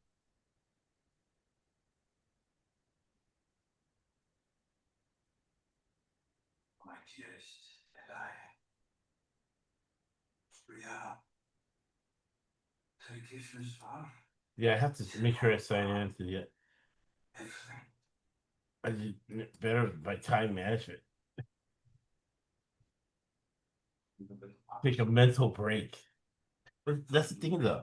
Things have gotten so crazy, right? I'm sure you're the same way, where you have to rig it, right, for at least a day, where you're not watching some crazy ass news. Yeah. Oh yeah. Yeah, give your mind a break from just complete lunacy. Yeah. Yeah. Oh yeah. I just laugh now. Right. It's all insane. Because he'll go, oh, we've liberated. Just the way your mind works, right? He goes, we liberated the Strait of Hormuz. And you're like, no, we haven't. I don't know anything about the military. We haven't been there. Whatever. I just know that it's filtering out to me in major news. It's right. It's not true. You don't know anymore what's No, you have no idea.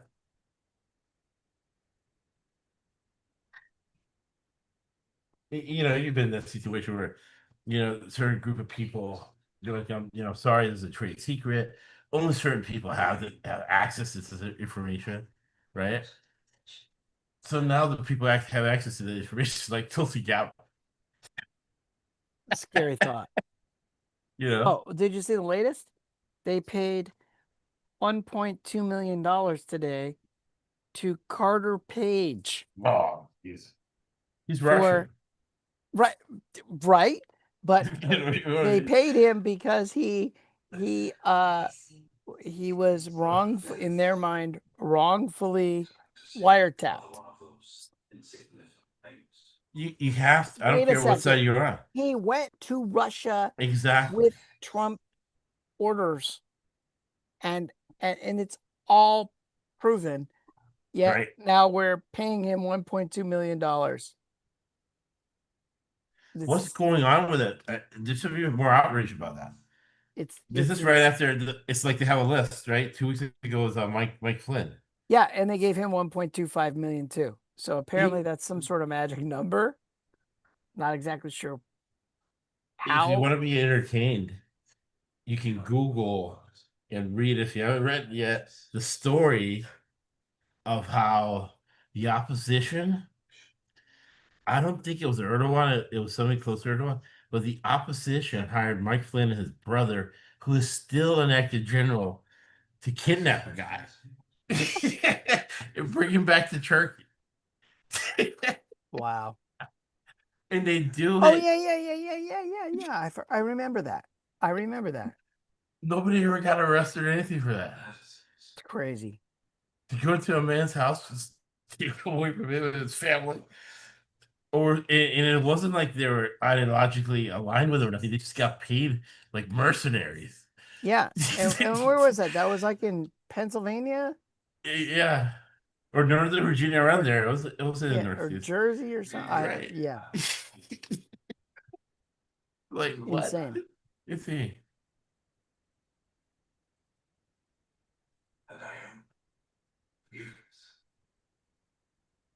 Proctor. It's interesting with Proctor because when I went to the Rose Bowl and Proctor was playing, they were making such a big deal about him. And then, uh, so oh, you guys see Proctor. So go down this field, see Proctor, and he is.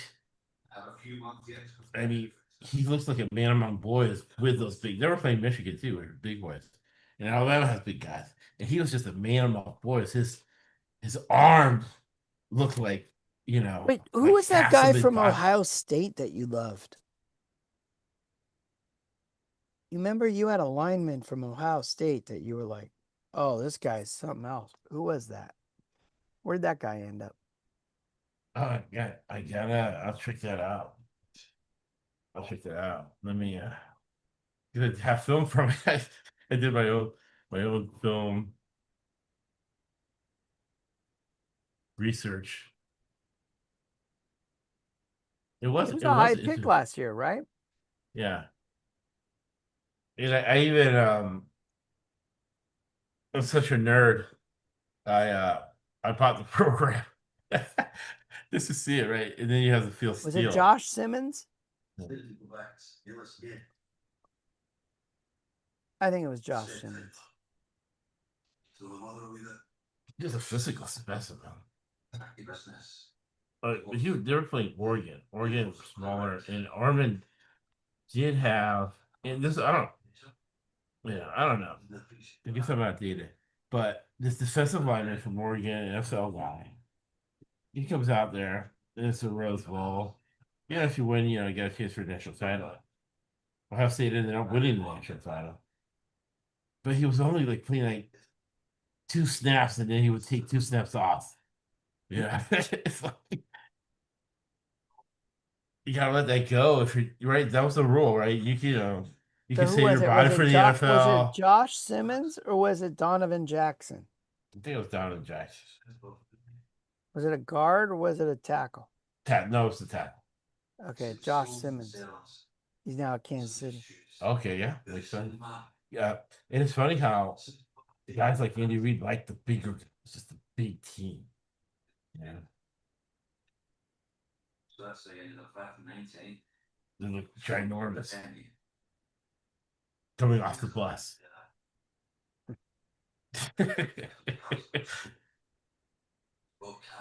Really cool. So I don't know. The way things are going this year, Yeah, this we're is live. like this is the official start of the NFL of the football season.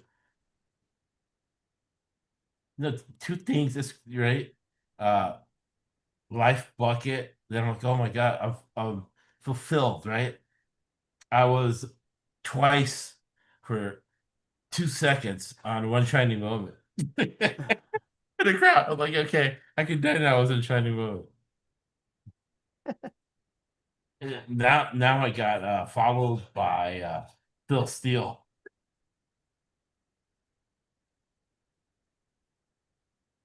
But things have changed up because it would be May. I would get your Phil Steele. You start, because there's so many teams who start in May, breaking down teams.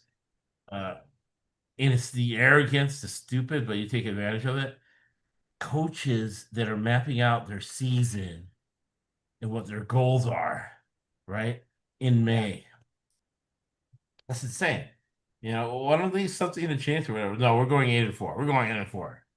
Yeah. And then they're 8-2 during the season and start tanking because the coach said they want to go 8-4. It's so stupid. It doesn't make any sense. But you start breaking down who's gonna do that. Yeah, it's crazy. You start doing that like in May. And Oh so shit, Phil 10 Steele coming o'clock. and stuff. All right, brother. Time All to right, call man. it a night. Yeah. Our bedtime. All right. Thanks again, Adrian. All right, brother. I'll try to stop by tomorrow. Oh, okay. I'll have it. I'll have it up. All right. All right. Sounds Man. good. Have a good one. All right. Good time. I as think always. tomorrow will be fun too. The second and third draft rounds, right? And it'll be right after the time where we gotta take work off. Yeah. Start And they're going to be thinking about- fast, just like Right, just exactly. like tonight. They went so. I can't believe how fast it was tonight. I know it was over. I was like, bam, it was over. I mean, they got through the first half of the draft in an hour. That's crazy. I'm gonna take a look at it. I'm gonna take the breakdown because when I saw it, usually you'll have a guy from McNeese State, you'll have a Utah State guy. I didn't see anything. I didn't see It was anything. all legacy major media. Yeah. Players.